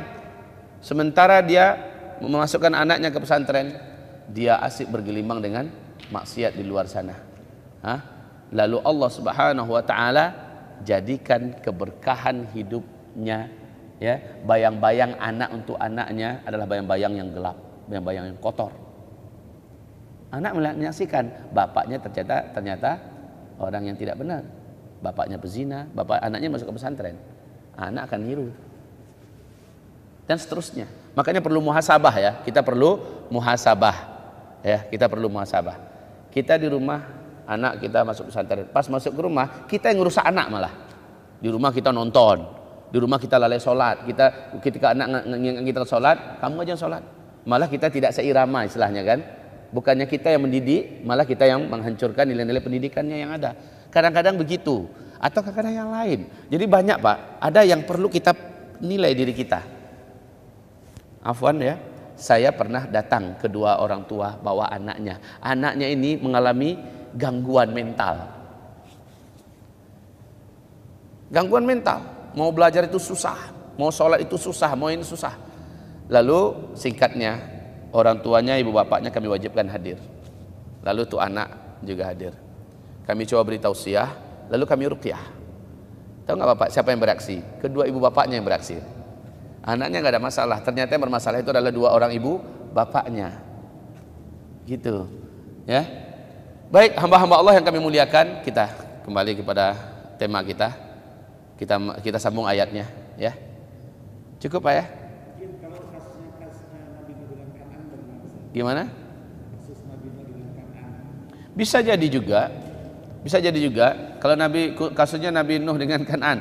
Nabi Nuhnya nabi, orang benar, ya. Sementara anaknya orang celaka. Sama dengan Nabi Ibrahim, anaknya orang benar, bapaknya orang celaka. Ya, bisa begitu kan? Bisa. Kenapa tidak? Tetapi orang tua tidak boleh pernah berhenti dari mendoakan kepada Allah anaknya untuk pada kebaikan. Nggak boleh pernah berhenti selagi masih hidup. Titipkan terus pada Allah agar Allah robah hati anak kita, agar Allah robah hidup anak kita kepada yang lebih aslam, kepada yang lebih lurus. Doa kita pasti akan Allah kabulkan. Yauman ma, suatu hari. Mungkin ketika kita hidup kita tidak sempat menikmati anak kita sudah dapat kebenaran.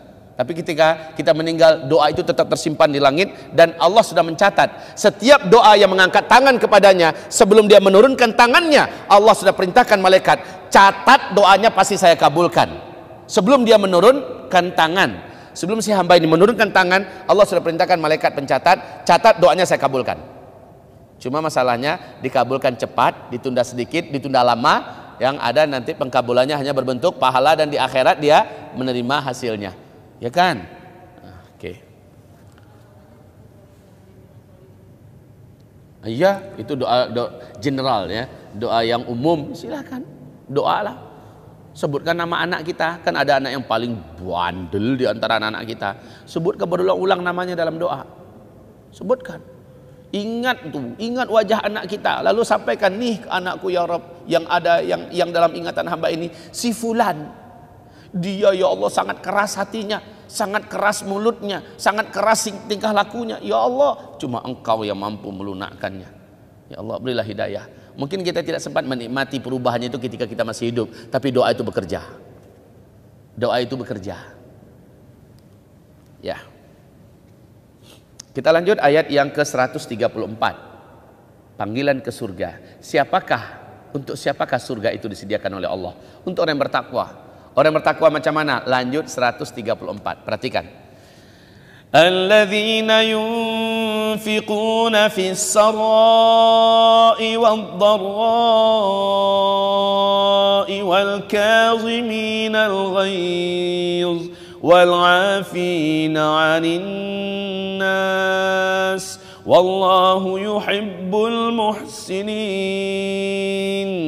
اللهم ارحمنا بالقرآن. Orang yang bertakwa itu di ayat ini, alladzina yunfiquna fis sarra'i wad dharra. Lihat terjemahannya apa di situ? Orang yang bertakwa adalah orang-orang yang senantiasa mereka berinfak dalam keadaan rezekinya lapang dan dalam keadaan ekonominya susah, tetap berinfak. Yang biasa dan ini enggak istimewa, biasa nih. Rezeki lapang, infaknya lancar. Rezeki sempit, apa yang terjadi? Infaknya juga menyempit. Enggak, bukan kayak gini yang istimewa. Allah yang Allah akan masukkan surga itu yang istimewa. Kalau ibu berinfak, ibu duitnya banyak, Ibu duitnya banyak, ibu berinfak 100 ribu. Menurut Allah itu nggak istimewa. Orang yang hidupnya pas-pasan, dia mampu berinfak 100 ribu, istimewa menurut Allah. Karena bagi dia itu susah. Ibu, orang yang kelas ibu infaknya itu 100 juta. Sementara uang ibu miliaran. Ibu miliarder. 100 ribu orang kaya, 100 ribu orang sederhana menengah ke bawah, nilainya beda. Nah, yang Allah maksudkan penghuni surga di sini adalah yang mengeluarkan infak, bukan mengeluarkan sedekah. Awas, ini ada beda. Awas, ada beda. Antara infak dengan sedekah itu beda. Apa bedanya? Apa bedanya? Allah Subhanahu wa taala menyebutkan istilah sedekah itu general. Tetapi secara umum dipahami sedekah adalah pemberian yang diberikan untuk orang-orang terdekat kita. Orang-orang terdekat kita. Itu namanya sedekah. Seperti kita beri sama emak kita, sedekah itu. Kita beri sama anak kita, sedekah. Kita beri untuk ipar kita, sepupu kita, sedekah. Kita beri untuk cucu kita, sedekah. Kita berikan untuk istri kita adalah sedekah. Masih ingat nggak? Makanan yang kau berikan kepada mulut istrimu adalah sedekah. Itu sedekah semua itu. Tapi kalau infak adalah harta yang khusus dikeluarkan untuk perjuangan agama Allah. Awas, saya ulangi. Infak adalah harta yang dikeluarkan khusus untuk perjuangan agama Allah. Kalau kita beri kepada orang tua kita, kita ingat bahwa dia sudah berjasa dalam hidupnya untuk membesarkan kita. Kita berikan pada anak kita, kita ingat ini adalah anak saya. Mudah-mudahan nanti dia bisa membalas jasa. Kita berikan kepada ipar kita, sepupu kita, karena masih kerabat dan famili kita. Istimewa enggak tuh? Belum begitu istimewa, tapi dapat pahala. Dapat pahala. Pahalanya berapa, Bu? 10 kali lipat sedekah. Ya kan? 10 kali lipat. Tapi kalau infak berapa? Berapa? Surah Al-Baqarah 700 kali lipat. Kenapa? Karena nggak ada hubungannya langsung dengan kita. Betul-betul murni dari iman, infak nih untuk perjuangan dakwah, untuk perjuangan jihad fisabilillah, untuk perjuangan pesantren, untuk perjuangan ini, untuk perjuangan agama Allah Subhanahu wa taala. Infak. Di infak inilah orang banyak berat mengeluarkan. Kenapa? Merasa mengeluarkan sesuatu yang tidak akan berguna untuk dia. Kalau sedekah masih ada guna. Ini untuk anak saya, ini untuk istri saya, ini untuk ipar saya, sepupu saya, betul nggak? Atau setidaknya ini untuk masjid lingkungan saya. Masih ada nama sayanya. Masih ada nama sayanya. Tapi kalau infak fisabilillah betul-betul lepas, nggak ada hubungan dengan dia. Dan itu adalah untuk agama Allah. Untuk agama Allah Subhanahu wa ta'ala. Macam ke Suriah sekarang, ke Palestina. Bapak keluarkan uang ke sana, itu adalah infak fi sabilillah. Mereka bisa nggak balas jasa kita? Nggak bisa. Tapi kalau anak masih bisa diharapkan. Kalau orang tua, kita ambil hatinya, mudah-mudahan dia mendoakan kita. Masih ada yang kita harapkan, istilahnya ya. Baik, kalau infak lepas. Dan itu adalah untuk kepentingan dakwah, untuk kepentingan jihad fisabilillah, untuk kepentingan menuntut ilmu, untuk kepentingan pesantren, untuk kepentingan ya ini yang namanya infak fisabilillah. Nah, yang seperti ini Bapak Ibu, yang seperti ini, saya jujur saja, alhamdulillah ya, sekarang pesantren kita sudah punya tanah sendiri di tengah kota Payakumbuh, Sumatera Barat. Tapi tahu tidak Bapak Ibu, betapa sulitnya kami menebus tanah itu? Sulit sekali. Sulit, lama untuk dapat kami bisa menembusnya. Kami sampaikan pada kaum muslimin, ayo kaum muslimin, kita mau beli tanah untuk pesantren. Pak, ada yang mengeluarkan 1.000. Emang beli apa tanah bisa 1.000? Mau beli tanah surga dia, uangnya 1.000. Ada yang 10.000, udah keren. Yang paling keren itu Bu, dan itu jarang nampak yang seperti itu, 100.000. Padahal tanah harganya 350.000 1 meter. Yang mau dibebaskan 5.200-an meter. Tapi istilahnya tetap saja ada orang-orang yang calon penghuni surga ini. Berani dia 5 juta, 10 juta, berani dia. Padahal secara ekonomi dia terhitung kaya dan kaya ke bawah. kayaknya ke bawah, nggak kayaknya ke atas. Secara ekonomi ada orang yang seperti itu. Pas kita telusuri ekonominya macam mana, ternyata Pak, Masya Allah, dia bukanlah orang-orang kaya-kaya banget. Dia sanggup berinfak sampai ada yang 100 juta. Subhanallah. Dia datang lihat langsung survei ke tempat. Oh, dia langsung datang ke notaris. Ternyata memang proses sedang berjalan. Maka dia tegas, saya lanjutkan. Wah, ini ada orang kayak gini. Ternyata ekonominya juga sedang mengalami ujian. Dia seperti itu. Ada satu lagi, sepasang suami istri. Sudah hampir 3 tahun, udah lewat 3 tahun dia mengalami kesulitan ekonomi yang dahsyat. Ternyata sedekahnya nggak berhenti, infaknya nggak berhenti untuk urusan agama Allah. Padahal dia sudah sangat sulit ekonominya. Baik Bapak Ibu, yunfiquna fis sarra, wahai calon-calon penghuni surga. Amin. Wahai calon-calon penghuni surga, berinfaklah untuk agama Allah. Berinfaklah untuk agama Allah. Dalam kondisi ekonomi kita sempit, dalam kondisi ekonomi kita lapang. Lanjut. Siapakah calon penghuni surga berikutnya yang dipanggil? Awas, ini berat loh Bu. Yang berikutnya ini berat. Wal kadhiminal ghaiz. Apa artinya Pak? Dan orang-orang yang senantiasa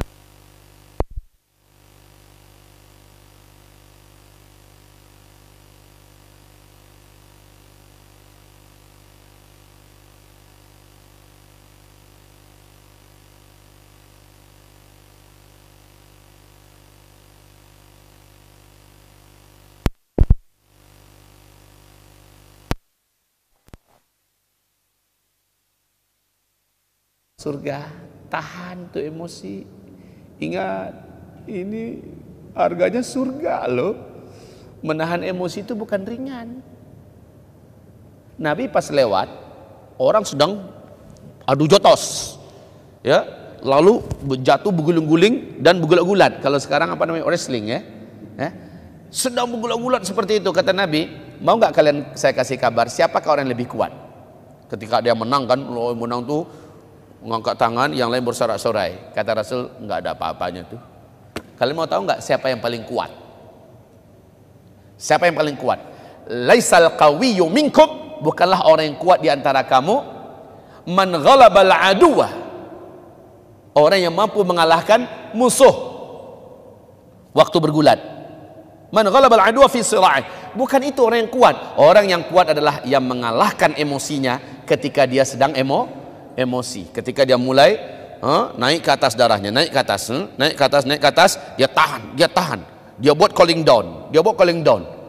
Sesungguhnya Pak, ketika kita sedang emosi, di dalam kitab Talbis Iblis, dalam kitab Perangkap Setan yang ditulis oleh Syekh Ibnul Jauzi, ketika seseorang sedang emosi, dia perturutkan emosinya, setan masuk ke dalam darahnya. Ketika setan masuk ke dalam darahnya, menggelegak darah itu, naik terus ke atas. Kalau dia perturutkan, matanya udah tegang tuh, udah bukan mata dia lagi, udah mata setan. Lihat orang-orang sedang emosi, matanya tegang nggak? Udah seperti apa tuh ngeliat? Kepalanya gemetaran, matanya udah keluar akar-akar di matanya itu. Ya kan Pak?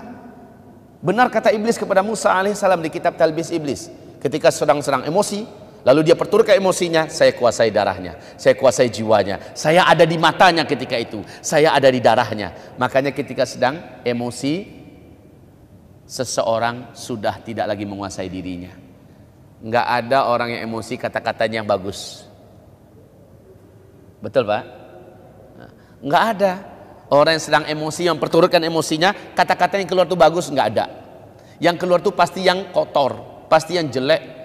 Anjing lo, babi lo, macam-macam kata-kata tidak pantas keluar dari mulutnya, ya. Sikapnya pun tidak ada yang bagus. Gerakan dan tingkah lakunya tidak ada yang bagus, kasar semua. Karena udah dari setan, bukan dia. Makanya kata Nabi, kalau kamu mau sedang emosi, cepatlah a'udzu billahi minasyaitonir rajim. Cari air, wudu cepat. Baca a'udzu billahi minasyaitonir rajim. Pelan-pelan Pak. Jangan coba a'udzu billahi minasyaitonir rajim. Enggak berhasil. Tapi harus tenang. A'udzubillahi minasyaitonirrajim. Coba Bu, ketika sedang emosi, ibu baca itu. Apa Bu? A'udzubillahi minasyaitonirrajim. Setelah itu cari di mana ada air wudu cepat. Robah posisi kamu. Kalau tadi sedang marah, ya, dari berdiri, cari tempat duduk. Jangan teruskan berdiri. Ini perintah Nabi loh. Cara mengendalikan emosi. Yang pertama ta'awudz. Yang kedua robah posisi kita. Ya. Robah posisi kita, teruskan ta'awudz. Dari berdiri duduk, ya. Kalau dari duduk berdiri cari tempat yang lain. Jangan tetap di situ, ya. Cari tempat wudu. Masih saja emosi, buat sholat 2 rakaat. Sunat mutlak, lamakan sujud. Masih emosi, baca Quran, tenang dah tuh. Tenang. Tapi sekali diikuti dah tuh. Kalau sudah seperti itu Bapak Ibu akan kebawa oleh arus emosi dan penyesalanlah yang akan didapat. Seorang sahabat datang kepada Nabi, saya ingin masuk surga ya Rasulullah, ajarkan saya amalan yang dengannya saya pasti masuk surga. Nabi tahu ini orang pemarahnya luar biasa. Apa perintah Nabi? La taghdab, kamu jangan lagi marah. Ya Rasul, yang benar ya Rasul, amalan ya Rasul. Ya itu dia amalan kamu. La taghdab, kamu jangan marah. Ternyata benar ya. Untuk bisa masuk surga adalah mampu menahan amarah untuk bisa masuk surga. Tahan amarah itu amalan loh Bu. Menahan amarah itu adalah amalan. Jangan pikir itu bukan amalan.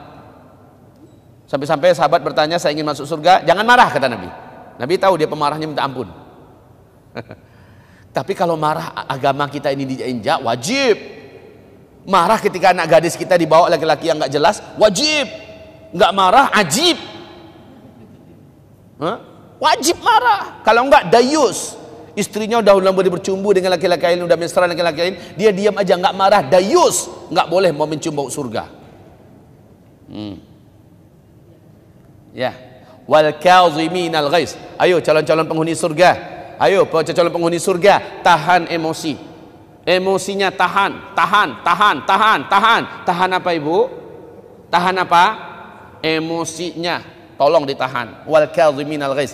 Kalau mau panggilan surga ini kita yang terpanggil, maka emosinya. Jatuh gelas oleh anak kita, sangka baik dulu, pasti anak saya nggak menyengaja. Iya kan? Mana ada anak yang dengan sengaja menumpahkan air di karpet. Anaknya umur 2 tahun, 3 tahun. Kitanya yang kurang telaten, kitanya yang kurang. Kenapa gelasnya tidak dijauhkan dari jangkauan anak-anak? HP kita masuk ke dalam air, namanya juga anak-anak, ya. Jadi sekarang sangka baiknya dulu dimunculkan. Suami jauh-jauh udah pulang, ternyata titipan kita, pesanan kita nggak dibelinya. Sangka baik dulu supaya bisa meredam emosinya dan seterusnya.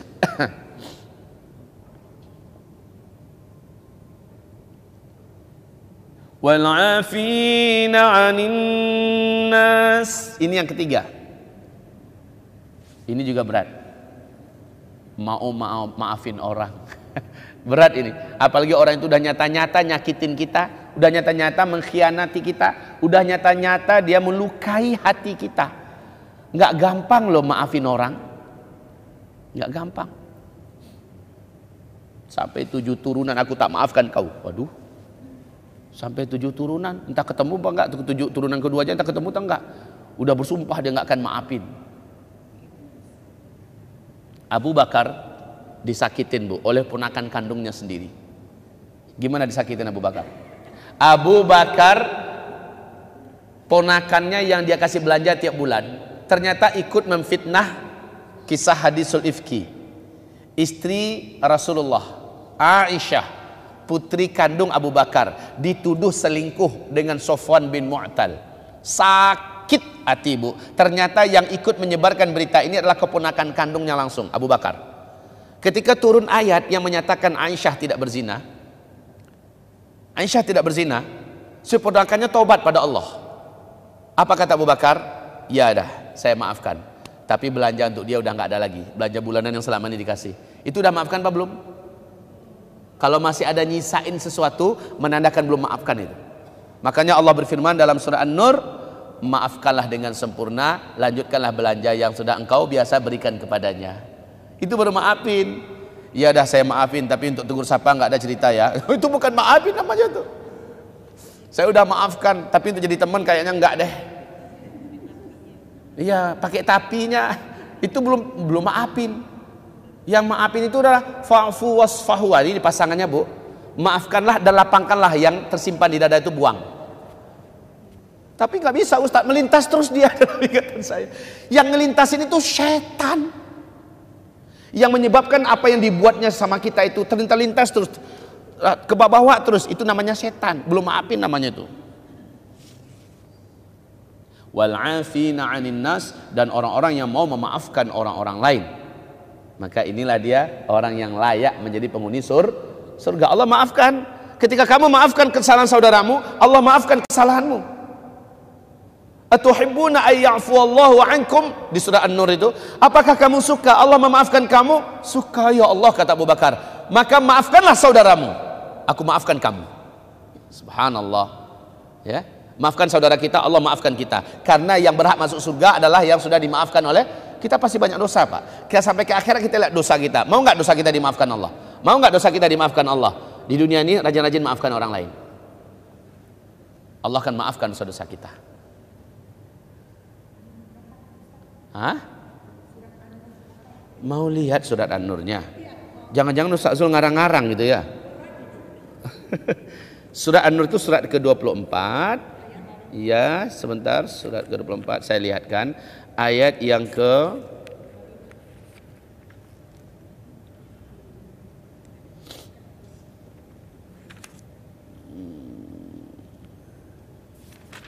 awal-awal surat An-Nur.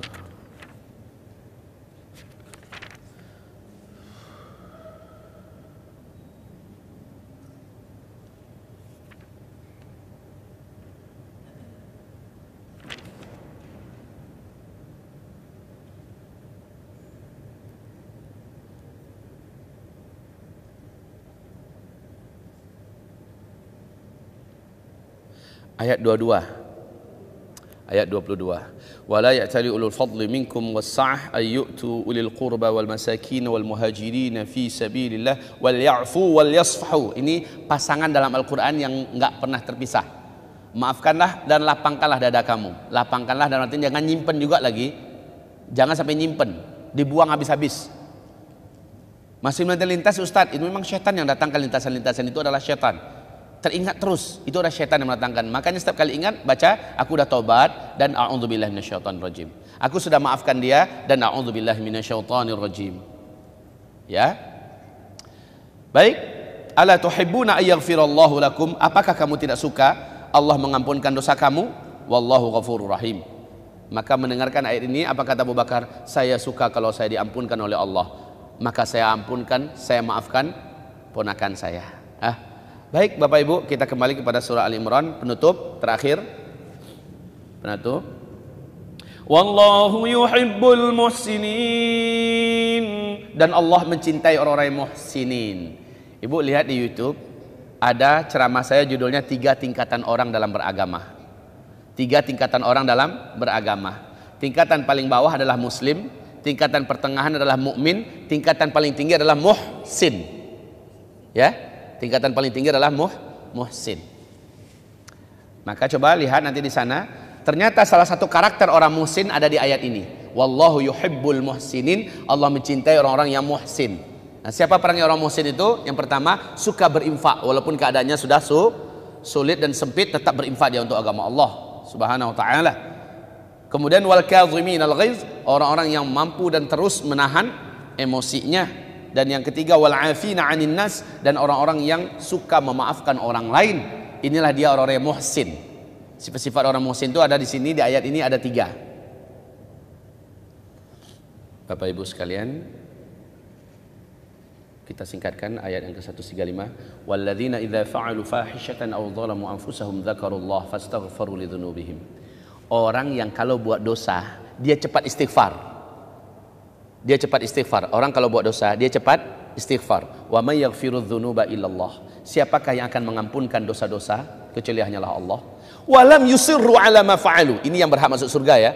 Setelah dia istighfar, minta ampun, dia enggak meneruskan. Melihat kalau kita laki-laki Pak, di airport, ngeliat wanita cantik, auratnya terbuka, bodinya Yahud, lihat, astagfirullahalazim, astagfirullahalazim, tuh mata dikatupkan cepat, alihkan wajahnya, walam yusirru ala ma fa'alu, dan mereka tidak meneruskan apa yang mereka buat. Percuma, astagfirullah, astagfirullah, astagfirullah. Sampai berbusa pun mulutnya, matanya terus ke situ. Percuma. Memang harus dihentikan ketika itu. Nah, dosa apa yang sudah kita buat? Kita selama ini makan riba, berhenti. Tutup rekening kita. Kalau tetap dibuka, nggak apa-apa. Sebagai untuk mempermudah jalur keluar masuknya uang, tapi jangan numpuk uangnya di situ. Tarik. Manfaatkan langsung untuk bisnis kan, untuk apa? Jangan sampai numpuk. Karena ketika numpuk berarti uang itu akan dipakai untuk ribawi oleh pihak bank konvensional, pasti. Kalau kita tobat dari zina ya berhenti. Selama ini saya ada kawan selingkuhan, saya ada 5, beransur-ansur lah tobatnya. Sekarang tinggal 2 lagi. Nanti 1. Selama ini saya berzina sehari dalam seminggu itu mungkin 5 kali, sekarang 2 kali lagi. Udah beransur-ansur, nggak ada cerita. Emangnya mau masuk surga beransur-ansur? Pertama kepala dulu masuk surga, habis itu tangan. Ada cerita kayak gitu enggak? Kan enggak kan? Masuk surga itu kan maunya total. Makanya ninggalkan dosa juga total. Walam yusirru ala ma fa'alu wa hum ya'lamun. Dan mereka tidak meneruskan perbuatan itu. Kalau udah jelas salah. Selama ini saya pelawan, selama ini saya pembantah, selama ini sesuka menghardik, ya, sesuka meninggikan suara kepada suami, dan ini ternyata dosa, ini salah, maka stop. Kalau suami mau ngomong kita mau marah, diem, langsung robah. Karena selama ini kebiasaannya kalau nggak ngelawan suami, kalau nggak membantah kayaknya nggak asik. Udah kebiasaan. Setelah tahu ini ayatnya, maka stop. Juga begitu. Terus penutup, ulaika jazaohum maghfiratun min rabbihim wa jannatun tajri min tahtihal anhar khalidina fiha wa ni'ma ajrul amilin. Inilah dia orang yang Allah ampuni dosa-dosanya. Inilah orang yang Allah janjikan untuknya surga yang mengalir di bawahnya sungai-sungai, mereka kekal di dalamnya. Sebaik-baik balasan untuk orang-orang yang beramal. Ternyata menahan amarah juga amal. Ya, menahan amarah, memaafkan orang lain juga amal. Itu amal loh. Kita nyangka kan amal ini selama ini hanya puasa, sholat, haji, ya, baca Quran. Ternyata menahan amarah adalah amal. Menahan emosi adalah amal. Oke, ada pertanyaan? Ada pertanyaan? Tidak ada lagi? Udah Pak, ini panggilan surga untuk saya Pak, untuk Bapak. Ini panggilan surga untuk ibu semua. Kalau ibu tertarik, ayo penuhi syarat-syaratnya. Ya, silahkan sebutkan yang pertama tadi syaratnya. Sebutkan yang pertama syaratnya. Kuatkanlah hati kita untuk senantiasa berinfak untuk perjuangan agama Allah. Kuatkan hati kita berinfak untuk perjuangan agama Allah Subhanahu wa taala. Bu, yang kedua, tahanlah emosi saat kita sedang emosi. Buanglah marah ketika kita sedang marah. Ini amalannya besar pahalanya. Yang ketiga, maafkanlah dengan sempurna. Maafkan, jangan tinggalkan sisa. Terus yang keempat, istighfar. Ketika kita tahu kita sudah berbuat salah, istighfar cepat. Kemudian jangan diteruskan lagi, stop. Baik, demikian saja dari saya. Kalau tidak ada pertanyaan Bapak Ibu, maka kami melanjutkan ke Kelapa Gading. Ada judul kajian kita, inilah cinta. Insyaallah pembahasan kita yang akan membuat orang tua-tua dan yang muda-muda akan terangsang. Tidak ada pertanyaan? Cukup? Mari kita istighfar dulu. Kita tutup dengan surah Wal Asri, doa kafaratul majlis. Sebentar lagi diambilkan lagi Bu.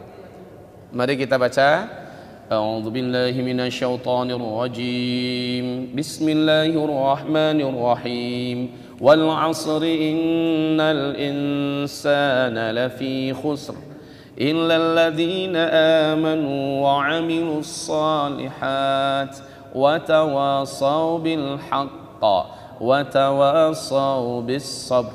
Allahumma arhamna bil Quran wa sadaqallahul azim. Kita tutup dengan membaca doa kafaratul majlis. Sabda Rasulullah, siapa yang membaca doa kafaratul majlis ini, semua dosa-dosa kecil yang ia perbuat sebelum itu Allah gugurkan seluruhnya. Mari kita baca. Subhanakallahumma wa bihamdika asyhadu an la ilaha illa anta astaghfiruka wa atubu ilaik. Assalamualaikum warahmatullahi wabarakatuh.